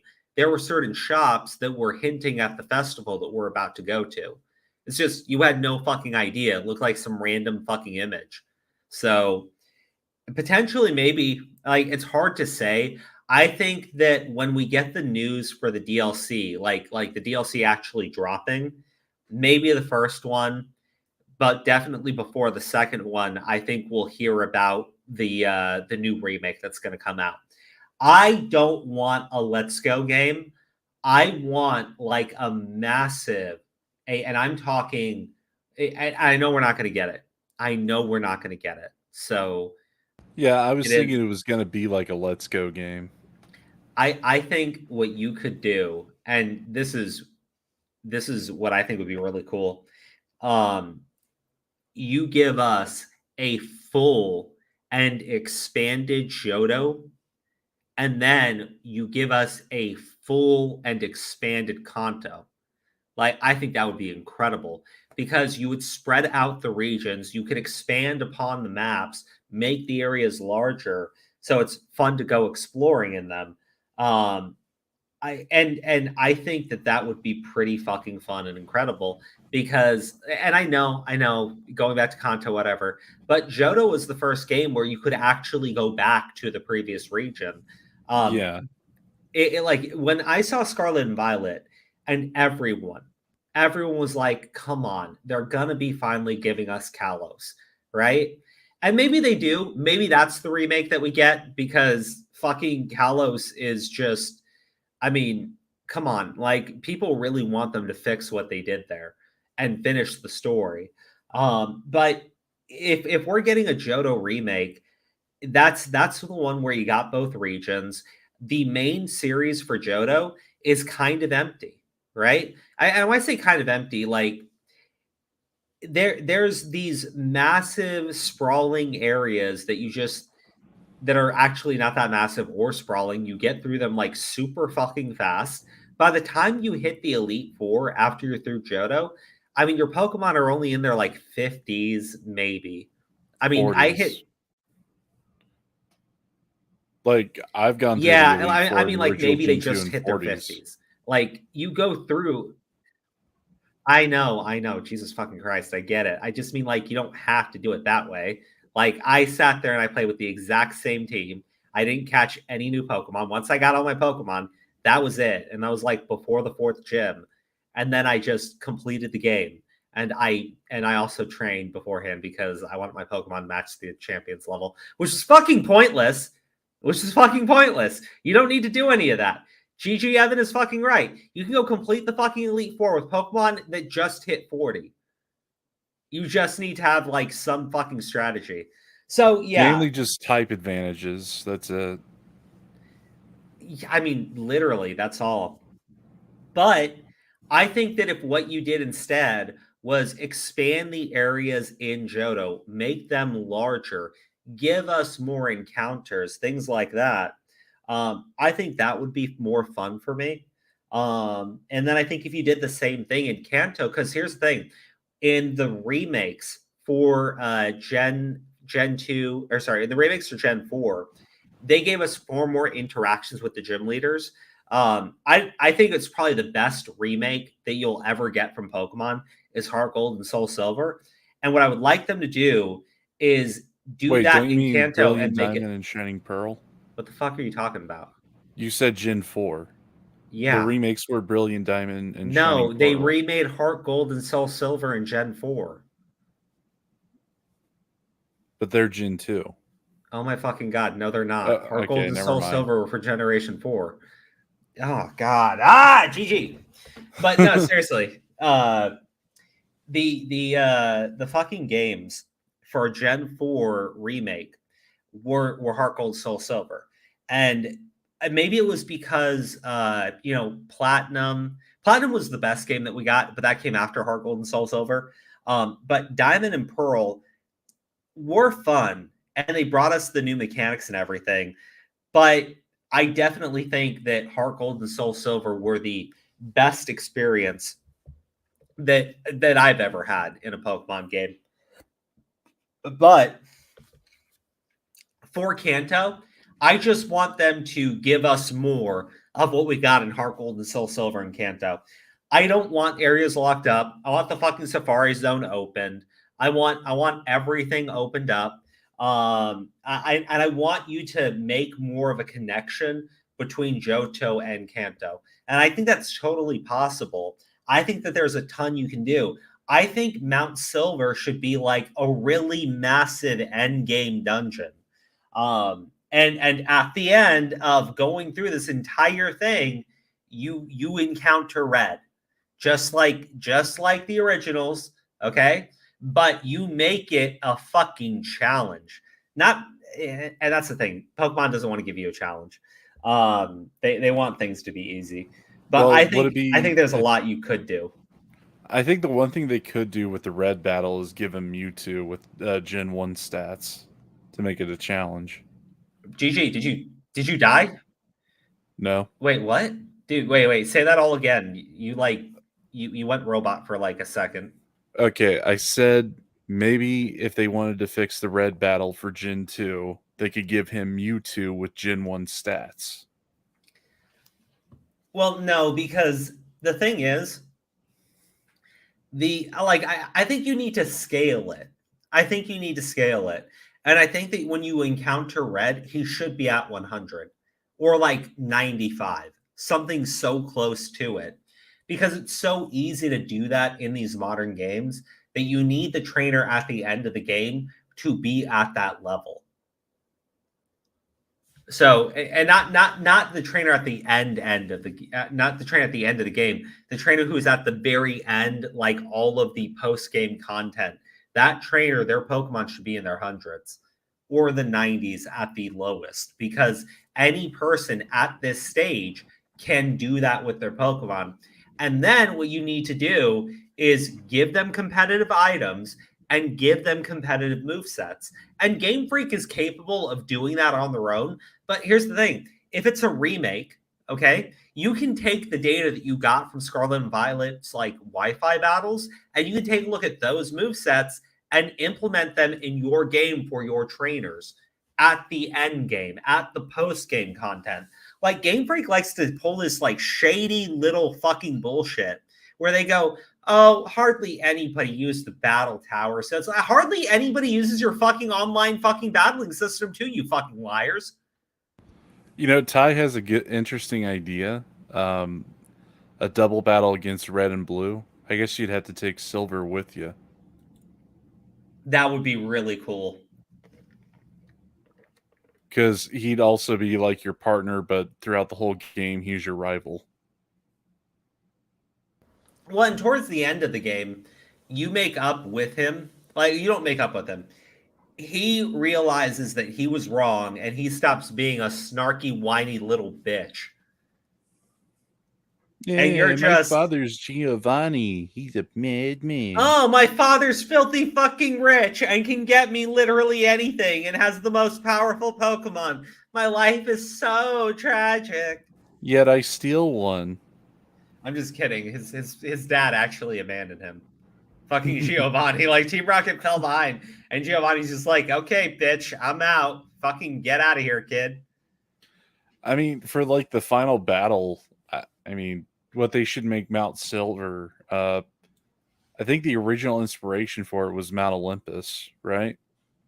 I have no idea. Because it's like the giant volcano in between Johto and Kanto, right? Yeah, but they have volcanoes in Japan, and Johto and Kanto are based on Japanese regions.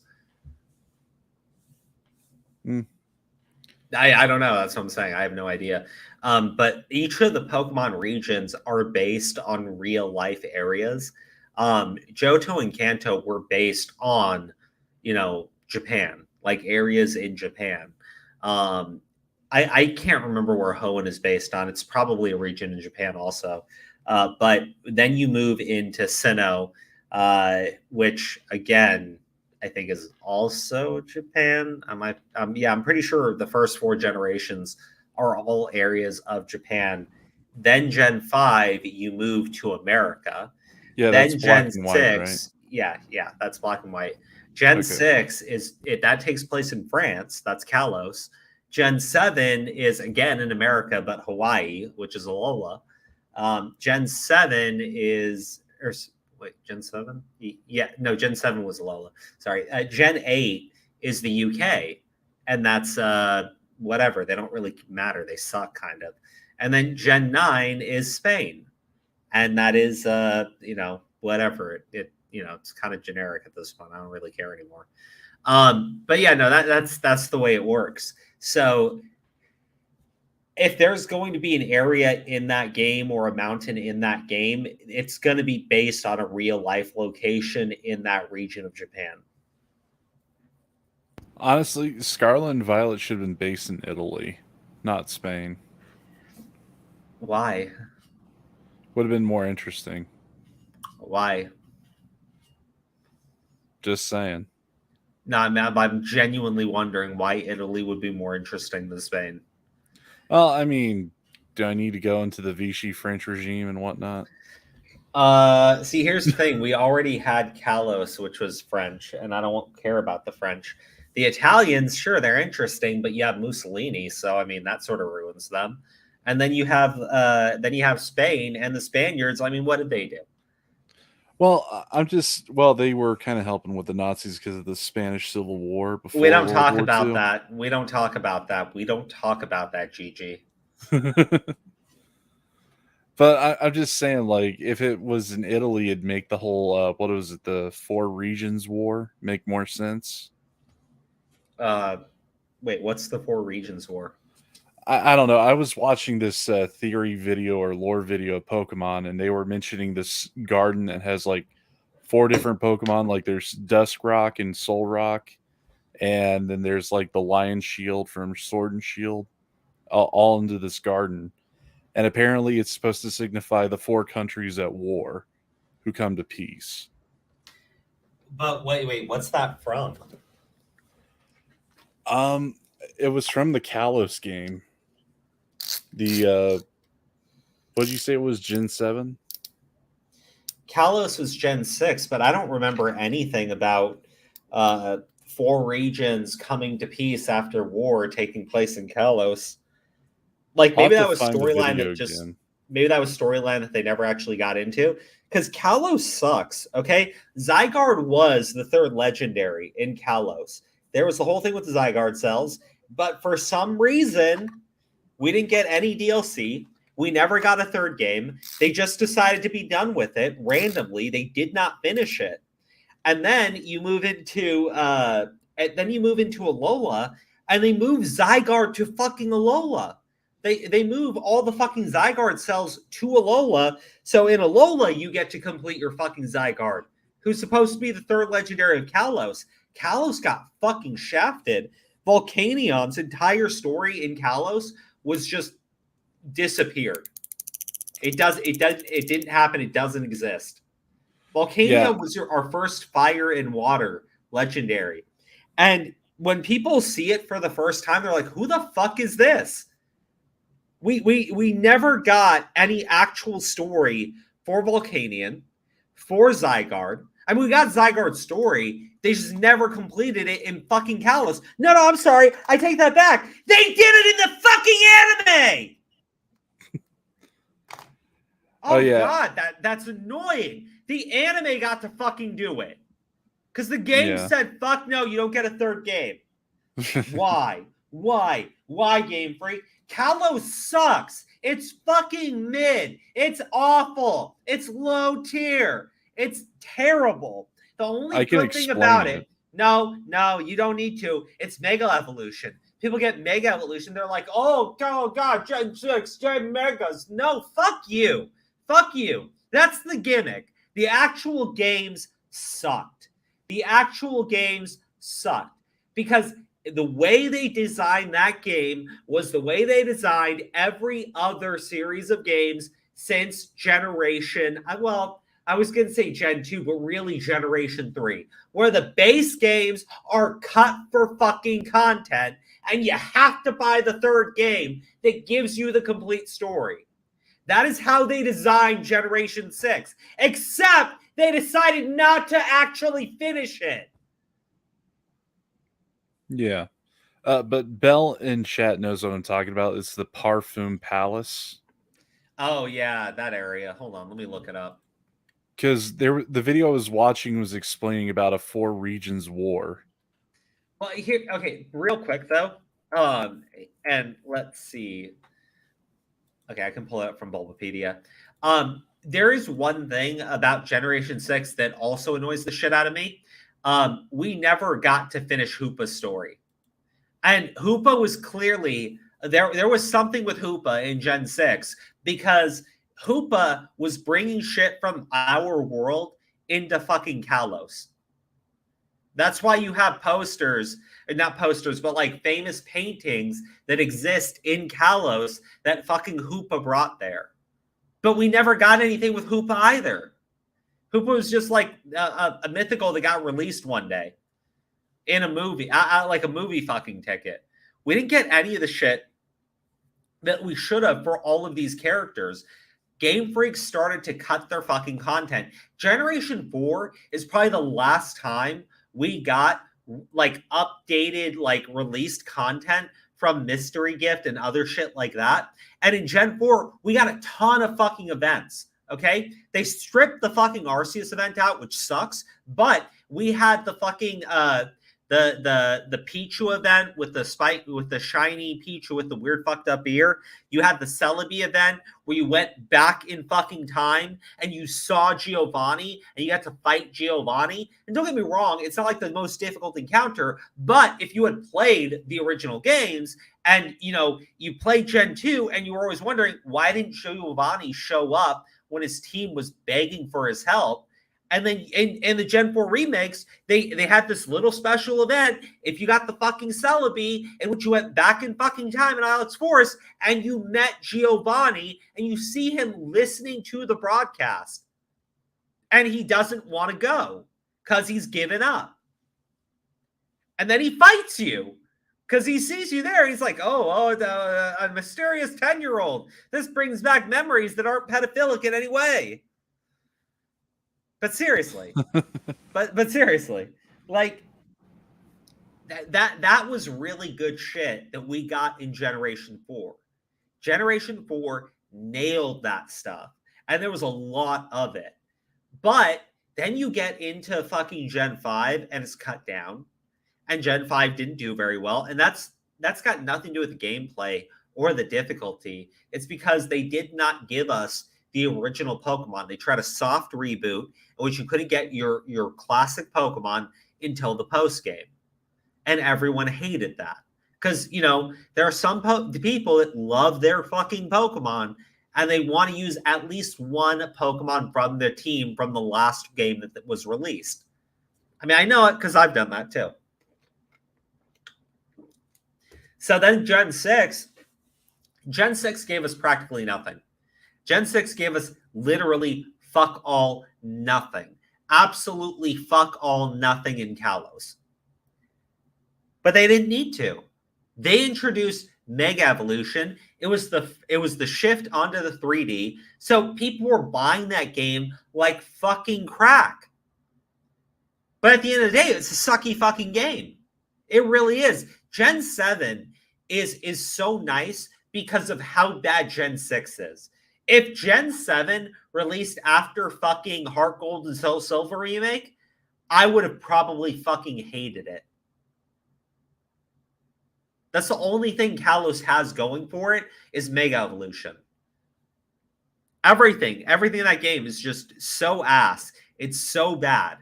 I thought that when we got to go to a Spain region, we would finally get to see fucking Kalos again. And that's really what my hope is. I hope we get to see Kalos remade and done right. It really deserves it. Kalos is like this really cool region. It looks really good, right? Kalos is, and I'm not kidding, aesthetics in video games are important to me because it really helps you immerse yourself in that world. All right. And maybe you guys think I'm wrong or I'm being too much of a fucking nerd. I really don't give a shit. But the aesthetics in Kalos, it is actually beautiful because it's based on France. And they really went all in with it. But it's so fucking empty. And it's so fucking easy. It's so easy. You get 2 starters, okay? You get your main starter, and then you get another starter, which is the original Kanto Trio, and all of them can Mega Evolve. But don't worry, maybe you don't want to use 2 fucking starters, because what fucking loser wants a fucking Greninja and a fucking Charizard? Oh my god, that sucks, doesn't it, guys? Well, okay, so instead, hear me out, right? You can get a fucking Lucario at the 3rd gym that can Mega Evolve. Fucking broken ass Mega Lucario fucking shit. You can just literally one-shot the entire game with just that Lucario. You get to the Elite Four, they have 4 to 5 fucking Pokemon. and your champion is ass. Yeah, you got a free Mega Lucario that's fucking busted. And don't get me wrong, okay?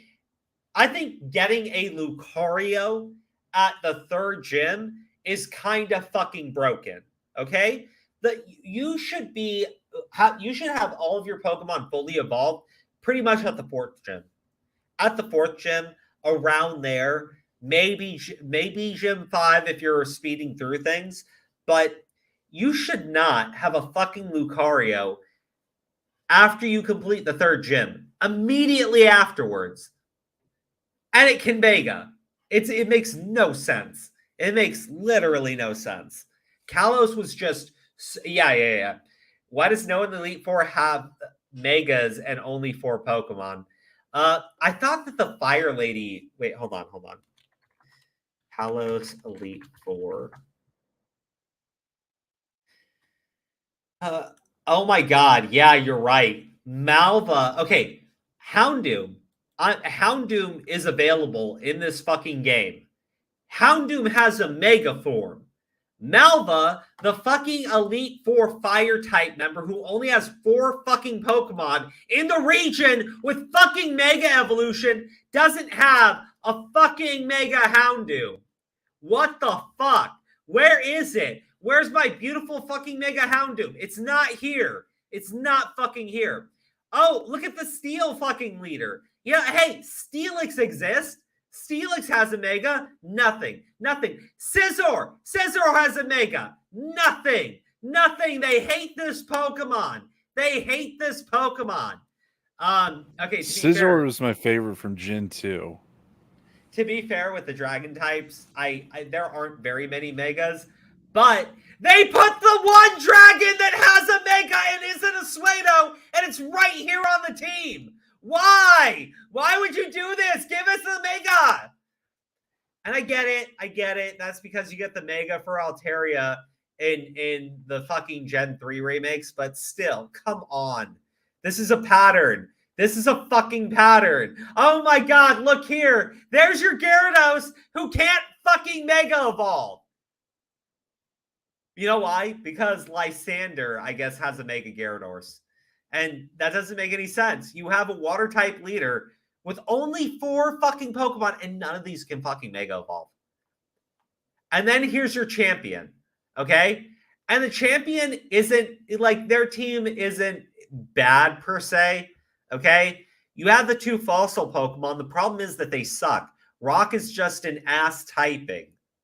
Aurorus is rock and ice. That is beyond an ass typing. It's slow as fuck. It's got 4 times weakness to fighting, steel. It's weak to fucking ground, to grass, to water, to fucking God damn, is that everything? Fire. Since no, it's neutral. It's neutral to fire. It doesn't even resist fire. It's neutral. Oh. The only thing that this thing has a resistance to is itself. Is literally the ice type. What about electric? No, it's rock. Well, wait. That makes rock no sense. Rock is not weak to electric. No, I said, is it resistant to electric? No, it's not. Oh, what the fuck? That makes this thing no sense. This thing has 1 resistance, and it's the ice type. Now, here's the thing. It's really, like, honestly, it's a cool Pokemon to look at. I don't really care that the champion has it, but the champion also has this motherfucker, Tyrantrum. And these two just do not go together. Kick out the Aurorus and keep the Tyrantrum. But the Tyrantrum doesn't even have, like, Dragon Dance. This thing can't do shit to you. It's got Head Smash, and it takes recoil from it. That's stupid.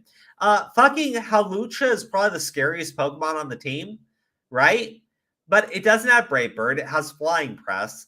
It has X's, or like the Poison Jab is the one thing that sort of does make sense there. But you should have close combat, and it doesn't have that. Fucking Gourgeist is just a shit Pokemon. Grass and Ghost is the weakest fucking defensive typing possible, and it's a terrible offensive typing. Goodra is the Suedo Dragon. It belongs here, and then Mega Gardevoir is a good pick. So really, you only have 2, maybe 3. And 4 if you fix the moveset. This is a terrible team. The Kalos Elite Four and Champion are the worst in the entire series.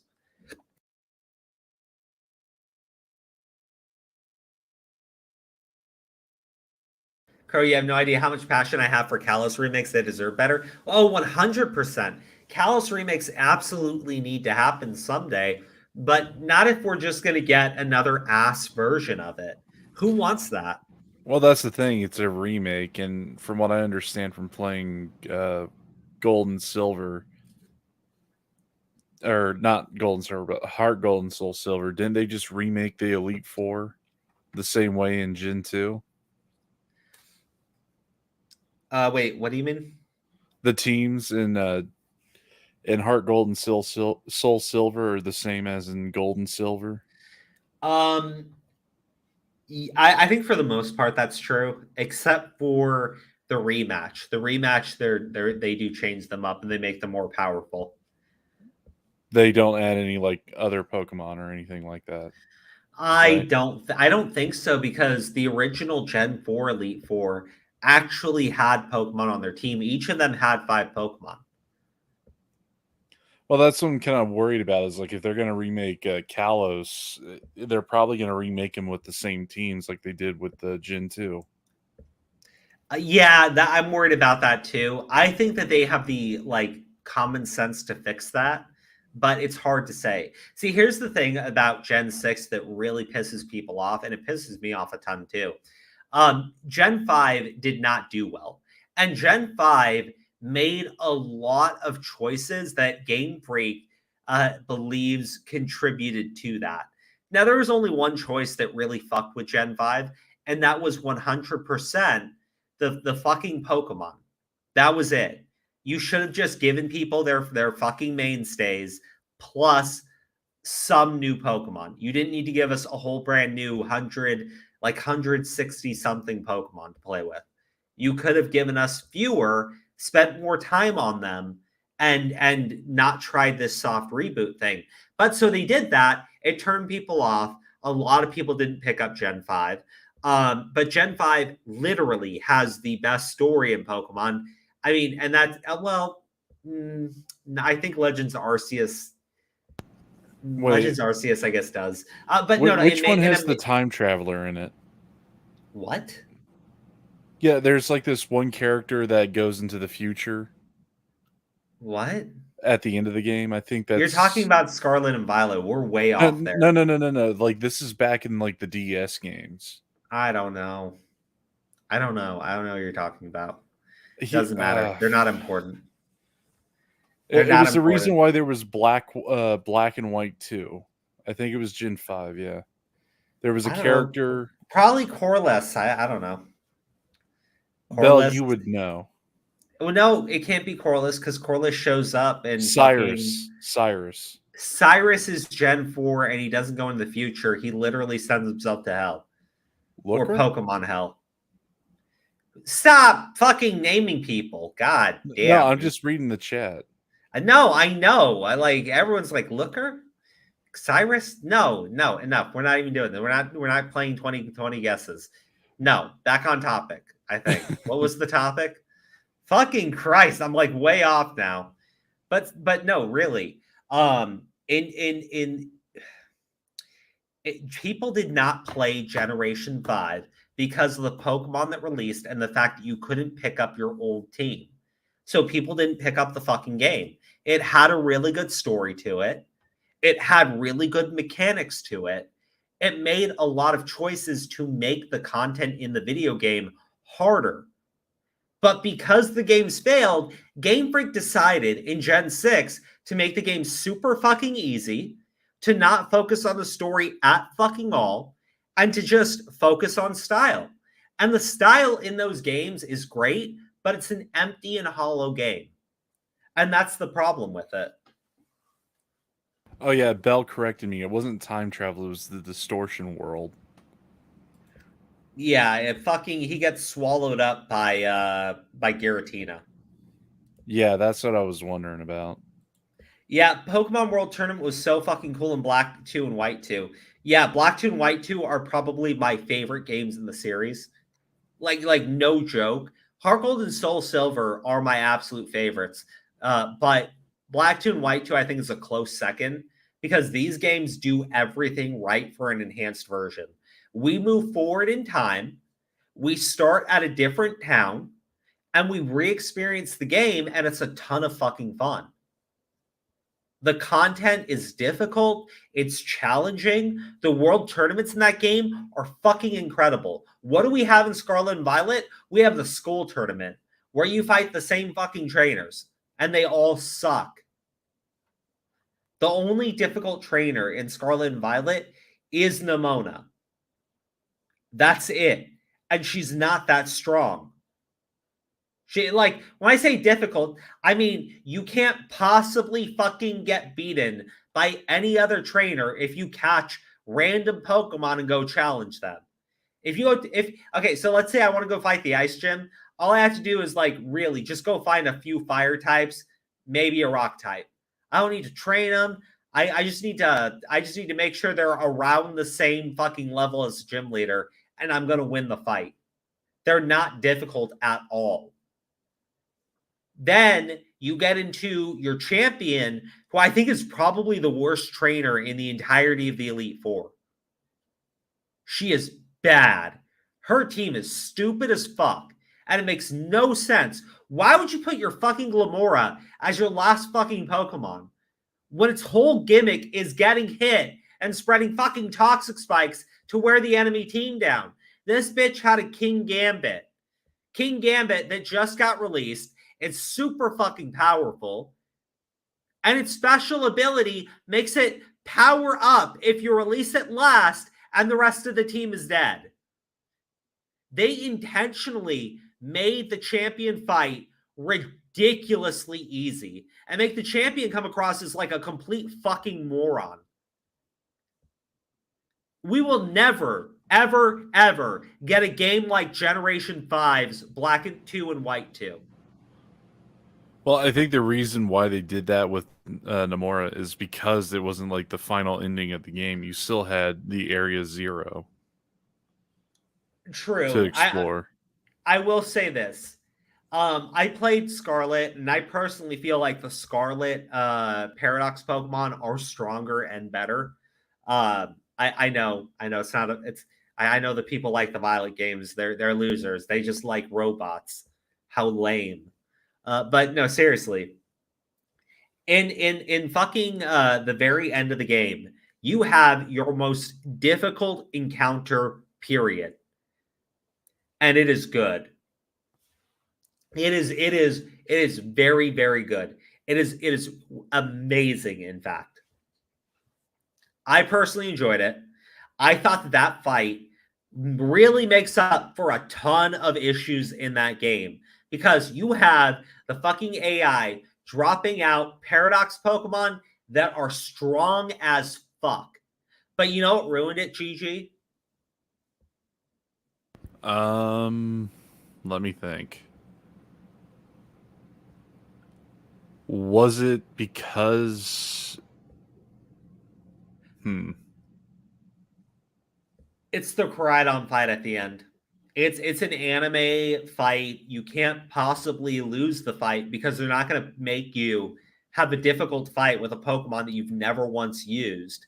So I was thinking what they should have done is at the start, not at the start of that fight, but you should have, before we got down there, unlocked Koraidon for us and then given us the option to go into that final battle with our Koraidon or battle a souped up like +4, +6 in every stat Koraidon. You should have given us that battle. Something like this really twisted and difficult, not giving us an anime fight battle that you can't possibly lose at the very end. You literally cannot lose that fight. It's scripted in there so that no matter what you do, you will win.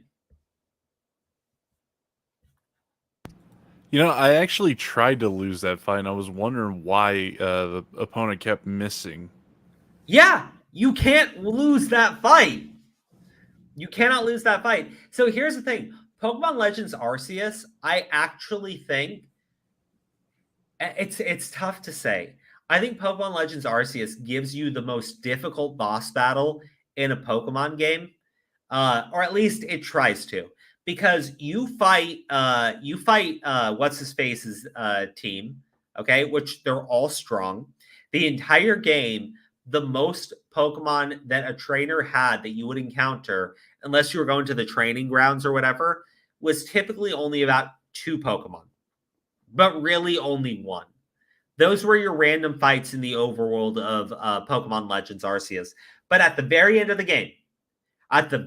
game, you fight, what is it? Volo, yeah. Volo has a team that is a full team. They're very powerful. The mechanics in Legends Arceus also make it so that when you knock out their Pokemon gets to go immediately in the next round. And they will deal damage to you. So you can't just sit there with your strongest Mon, buff it up, and wipe out a team. So you get pushed there, all right? You are losing your Pokemon in those fights. And then fucking Giratina pops out. Now, traditionally, a legendary battle is not that difficult. You have a full team, and then legendary is there by itself with no recovery. But Giratina comes out to clean up your team, okay? No, sorry, not to clean up your team. To weaken and soften your crippled team up. Because when you do finally take out this massive ghost balloon with a ton of fucking health and a ton of fucking defense, then you get Sweeper Giratina, who comes at the very end to clean up every single one of your Pokemon. Ghost balloon. but really, that fight there, I think, is so well done because you immediately have to fight the legendary. You go 6 versus 8. That is the only way to make one of these games battles difficult, is to make the opponent extremely overpowered. And then you have to outplay them. I mean, remember, Crow, most of the main characters are 10 years old, so they have to think for 10-year-olds in mind. True. Oh my god, we got to like 2 hours just watching Dungeons and Dragons and talking about anime and this shit. I was going to go into other series, but the fact of the matter is, until Gigi catches up, it's going to be a little bit boring for me to talk I'm about. all caught up on One Piece. All right, let's talk about One Piece. What do you think of Egghead Island? Because that's really what I want to know. That's a tough one to say. I think it's a very... I think it's rushed in certain aspects. It's okay. I don't think it's rushed. But I know what you mean. And I think I know why you think it's rushed. So, and hear me out, okay? The reason why I would say it's not rushed, I think we had such a slow fucking pace in the manga throughout all of fucking Whole Cake Island, throughout all of Wano Kuni, up until the very end where they really do rush through the ending, which is still a ton of chapters up on that rooftop with Kaido. Yeah. But now we're in an arc where they're moving through things very, very fast. And it kind of makes sense how fast things are going, because you just had a Yonko show up. You have what appeared to be Dr. Vegapunk betraying the military or the Navy. Fucking, I'm tired. Sorry. But it seems like Dr. Vegapunk's betraying them, so they're about to wipe him out. Because they'd rather do that than let him cause them any damage. You have Luffy show up. He's a fucking Yonko. Now, I think Vegapunk is explaining a bit too much about certain things, but if we're being honest, it does sort of make sense, because Vegapunk is the only one who really knows a lot of the secrets around Devil Fruits. And he does explain what those secrets are. Which is cool, and you love that. but they're moving through this invasion of Egghead really fast. I think it's going fine though. I think I'm kind of glad because I don't want Egghead Island to go on for a year. I want Egghead Island to finish up, and I want the Straw Hats to move to the next area. Yeah, it feels like it's, I don't know, the best way how I can analogize this. It's like watching Jurassic Park and then just going through a speed run of the tour. Well, okay, so you don't have time for stuff to set in to make sense. True. The thing is, Egghead Island is not a village or a town or a city. It's not a place where people really live. It's a place for Vegapunk, and that's it. You have a prison there, which a bunch of CP9 agents and everything, they're down there. But at the end of the day, Egghead Island is, I think it's meant to be a fast arc. I think it's meant to be a fast arc. I think Oda is trying to answer a ton of questions for us and get us prepared for the final stage. I think that's what's going on. But I don't mind it because One Piece was dragging on. And I like it when it does, okay? I like it when it does because they're trying to set things up. But I think that we are at this part in the story where we need to start coming to that conclusion. We don't need more mysteries being built in. We need to start getting the answers to those mysteries. Well, that's the thing. It's that some of the stuff that's being shown on Egghead Island seems like it's set up for something down the line. Like, I'm not talking about like plot points, but like stuff that would be referential data, like what the people who dig into the past chapters can correlate with what's happening now. You know, those kinds of things. It seems like it's written for them more so than just telling the story. Well, that's what I mean, though. Like, Oda has promised answers to a lot of this stuff for a long time. And this is the thing that I think a lot of One Piece fans do really enjoy, right? It's figuring out those mysteries. I think a lot of people like doing it. I think there's a lot of theory crafting that exists around One Piece because Oda has built a very compelling mystery. And when he decides to start revealing things to the audience, it's really cool to see. And it's really awesome to see. Well, speaking of the theory crafting, let me ask you this. Do you think that the One Piece is a bottle of sake? You know, I know the whole thing about being sake and everything, but no, I don't think it is. Okay. The One Piece is a real thing, and Oda has said it is a real thing. Now, maybe he's changed his mind on what he wants the One Piece to actually be or represent, but there are a lot of theories about who this emu, the emu person is. Yeah. And there's theories that the One Piece explains why the world is the way that it is. It has a lot to do with the Void Century. So I think it's something related to that. Do I know for certain? I have no fucking idea. I don't think anybody really does other than Oda. And it's possible that he'll change whatever physical item the One Piece is, or maybe he has already decided on that. And he's just waiting to finally get there. Because Oda has said One Piece would end in like 5 years. And obviously that is not coming to fruition. But I think Oda really does want to move into the end game for One Piece. And I'm perfectly okay with that. Okay, because one of the theories that I've heard recently is about what the One Piece can actually do versus what it is. And given how the Sky Island saga, or the Skypiea arc, actually, the way how they got to Skypiea was through the knock-up stream. People have been speculating that maybe the final island is somehow a launch pad into outer space, because when we found out one of the Gorosei's names was Saint Saturn, they thought that maybe the celestial dragons were actual aliens that traveled to Earth and took over. So maybe that there's like once in 800 years, kind of like Halley's Comet, it'll come around, and that's the true One Piece. The final island, Laugh Tale, is the thing that shoots you up to that ship in order to take on Emu or whatever. That's one theory I've heard tossed around.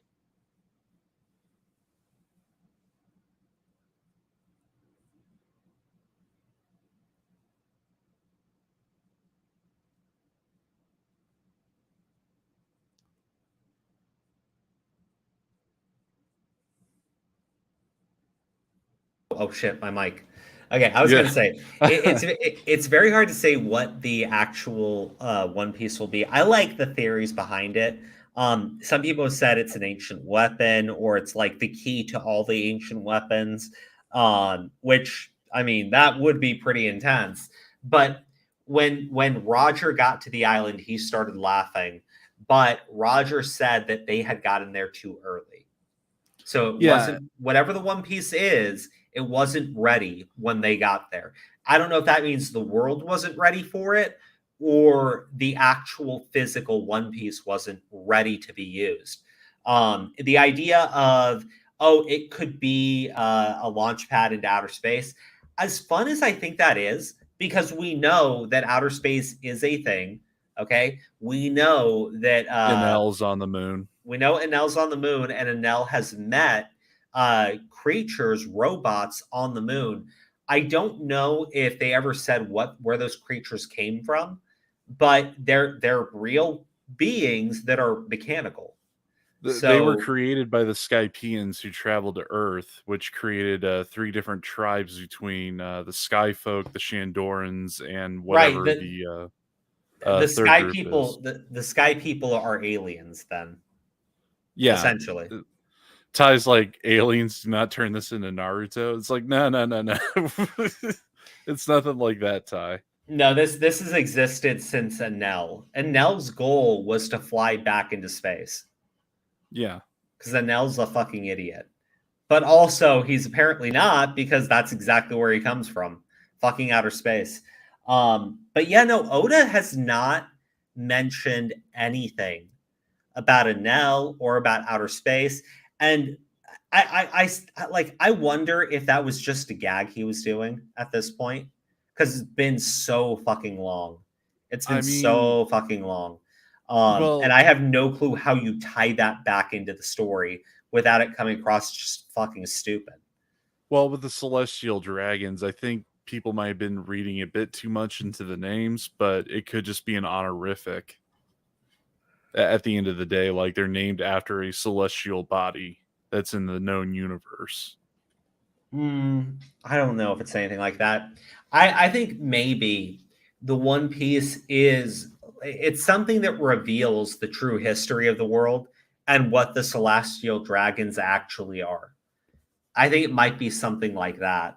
And that when Roger said that, the One Piece wasn't ready and they had gotten there too early, he was thinking that it was quite literally the world wasn't ready for the information that was in the One Piece.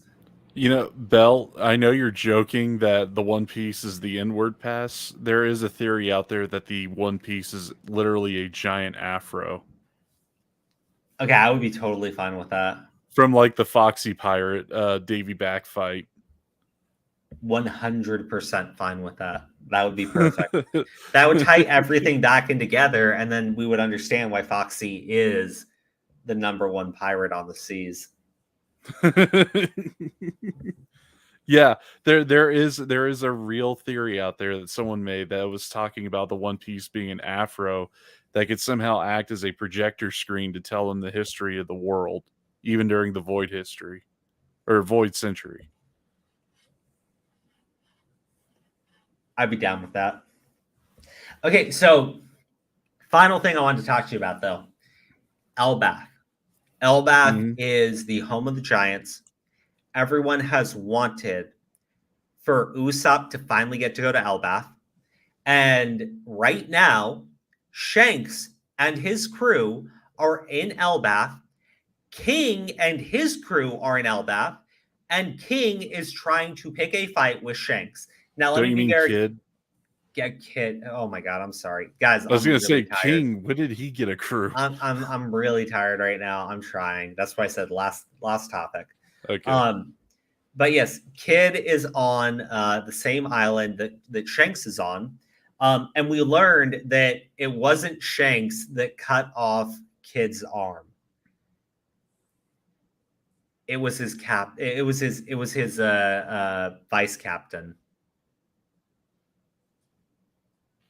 Shanks didn't even fight him. His Sure. vice captain fought him and sent him away missing an arm. Oh yeah, that's right. Because the only way Kid still had his original arm before like Kaido fell from the sky after the time skip, right? I don't know. Kid lost his arm because he tried to pick a fight with Shanks, and people thought that that was because Shanks cut his arm off. And when he would talk about Shanks, Kid would like grab his arm. So the thought process was, Shanks cut off Kid's arms, or cut off his one arm. And then in the most recent chapter, right, they're talking about how Kid is there and how he's getting all pissy and he's not going to be happy when he sees Shanks, and it's his first mate, right? Killer. What the no, Shanks' first mate. Oh, Ben Beckman. Yes, Ben Beckman. Okay, so Ben Beckman is the one that cut Kid's arm off. Yeah. So I have no clue why Kid thinks he's going to win this fight with Shanks, or why he would even try it, because he had a fight with Big Mom.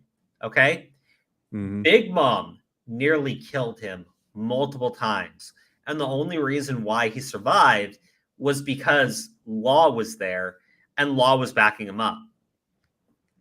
Wait, wasn't the reason why he was pretty much on death's door is because of Basil Hawkins using him as one of his straw puppets? Well, yes, Basil Hawkins was doing that to him, and so Law had to keep saving his life, right? It was Killer that I think saved Kid's life by tricking Basil Hawkins with his straw puppet thing. But at the same time, right, once that was out of him, Kid stood up and Kid was perfectly fine. Now, obviously, he took some damage, but even after the fact, Kid was still on the ropes with Big Mom. Yeah. And it was only because Law and Kid hit her with both of their awakened attacks. So these two both awakened their devil fruits and both had to do a combined attack to finally put Big Mom in the ground. Yeah. But then you have this motherfucker who's like, I'm just going to go solo Shanks, the guy who was the strongest of all the fucking Yonko the entire time. He's just an idiot. He's just a fucking idiot. I mean, well, I'm not going to disagree there, but there was one thing that I don't think people have actually brought up in the theory world, which is why does Kid have magnetic powers? You want to know what? Because what was it that I forget if it was Whitebeard or someone else who said that they were going to turn the world upside down, or the new generation was going to do it.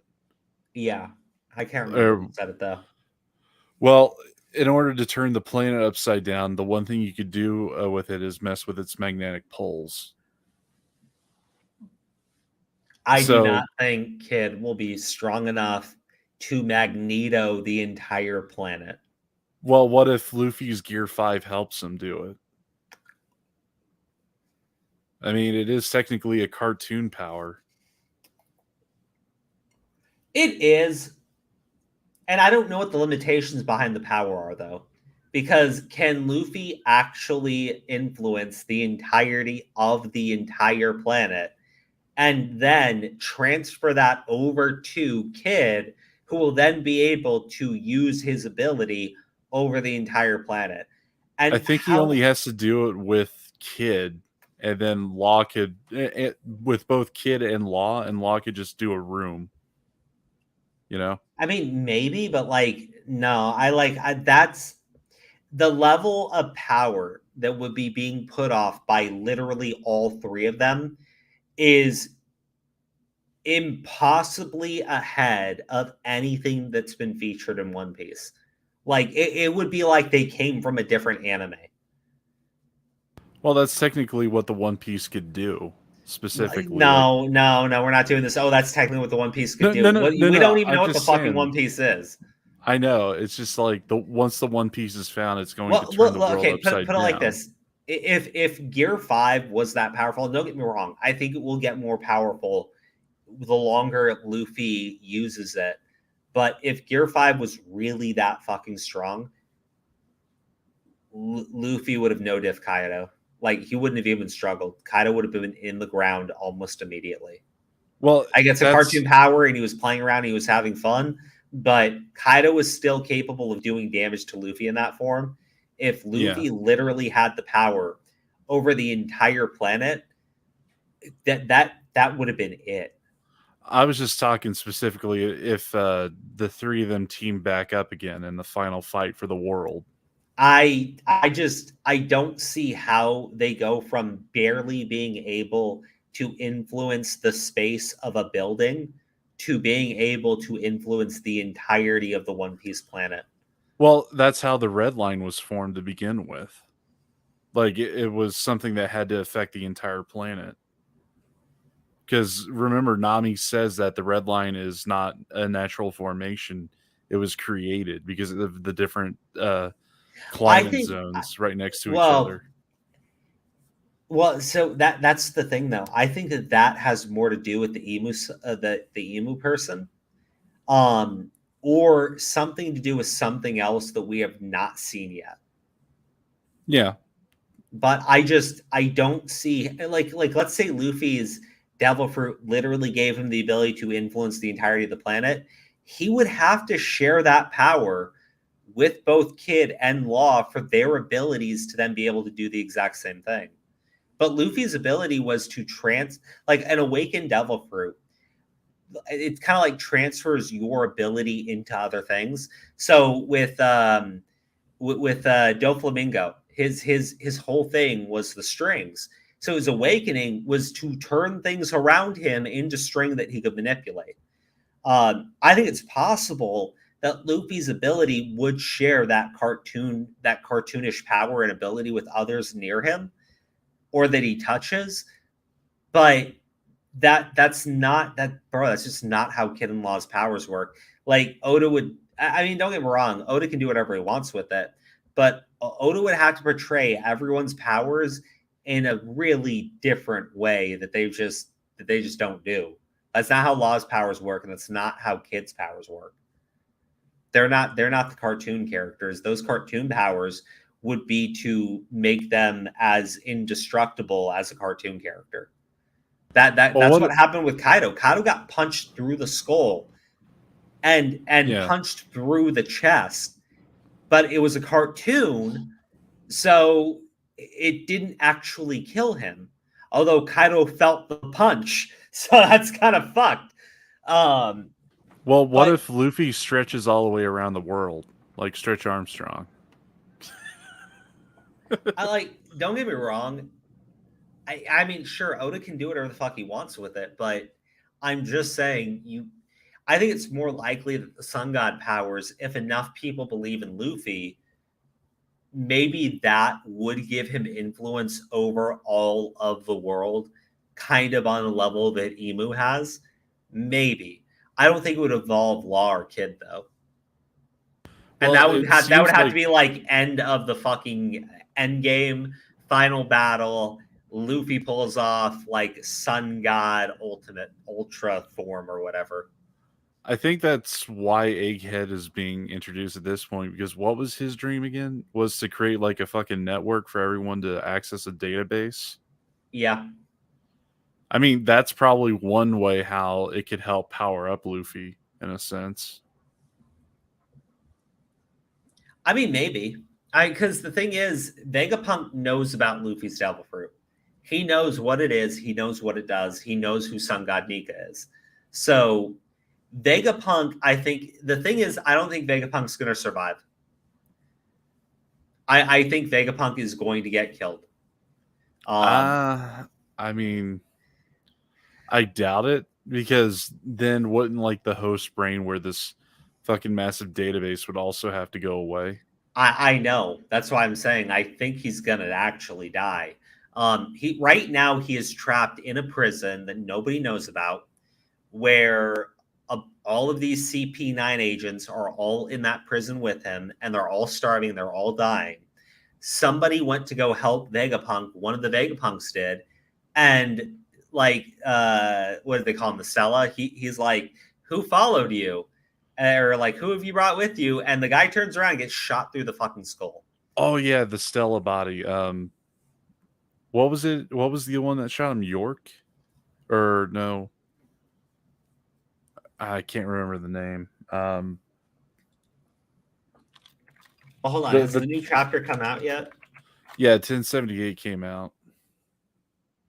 No, not 10. Wait, 1078. Hold on.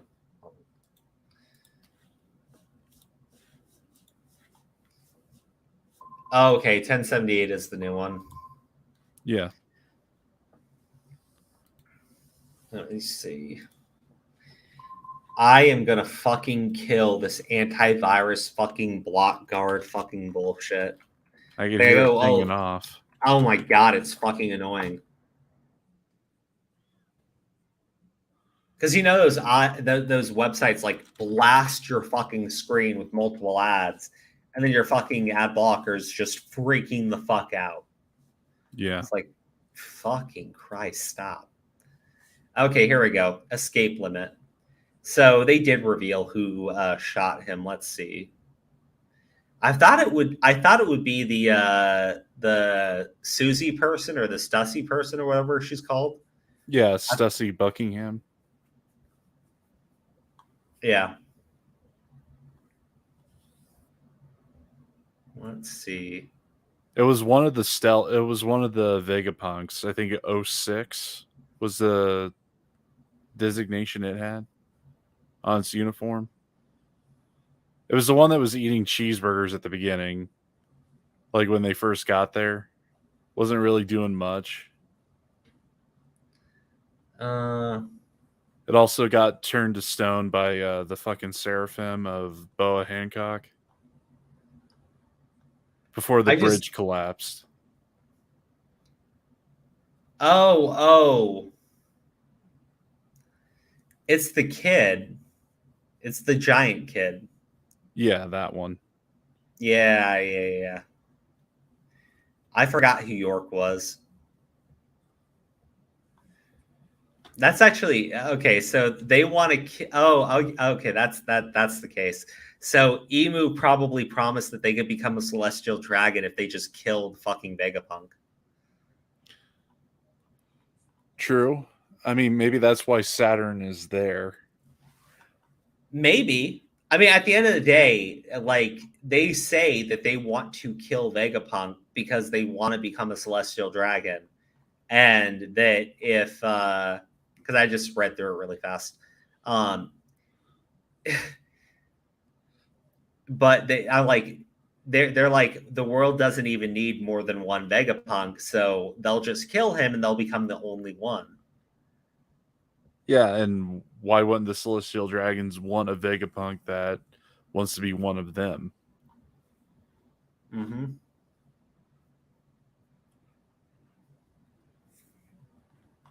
Well, we'll see in the next chapter. Now that they've revealed themselves, it's pretty clear that we're going to get some pretty crazy shit going on now. Yeah. The one thing I'm kind of wondering is what was it that Big News Morgan's like? This is like a couple chapters back, but apparently Princess Vivi and Wapple were somehow going to give the story. Well, they were saved by Big News Morgan. They're being chased and hunted, and Big News Morgan is keeping them in his back pocket because he wants to reveal them and completely destroy the world government, because it will be the most amazing news story he could ever report on. He's a true journalist. He's like a modern day journalist. He's all about creating drama so that he can report on the story. He's basically a commentary channel. He's like the J. Jonah Jameson of One Piece. Yeah, exactly. But yeah, I guess we'll see what happens. I think that next chapter, that person is probably going to get confronted, York. But I don't. It's tough to say. Like I thought that Vegapunk would die, but I can't see him dying now. But that York person is going to murder all the other Vegapunks, at least. We're not getting more than one Vegapunk surviving that incident. Yeah, I'm just wondering, like, where what happened to the baby version of Vegapunk that was dealing with Kuma's daughter when she found his memories? Is that the same one that's trapped with the CP agents? That's the old man with the apple head. Yeah. Yeah, he's the one who's trapped right now. Okay, so fuck, what's her name? Changed him back. I don't know. I'll have to reread it, but yeah, sorry, man. I'm gonna end the stream, guys. I'm like falling asleep here, and I gotta work early tomorrow. But thank you guys for tuning in. The anime stream was a lot more fun. Yeah. All right, man. Take it easy. All right. See ya.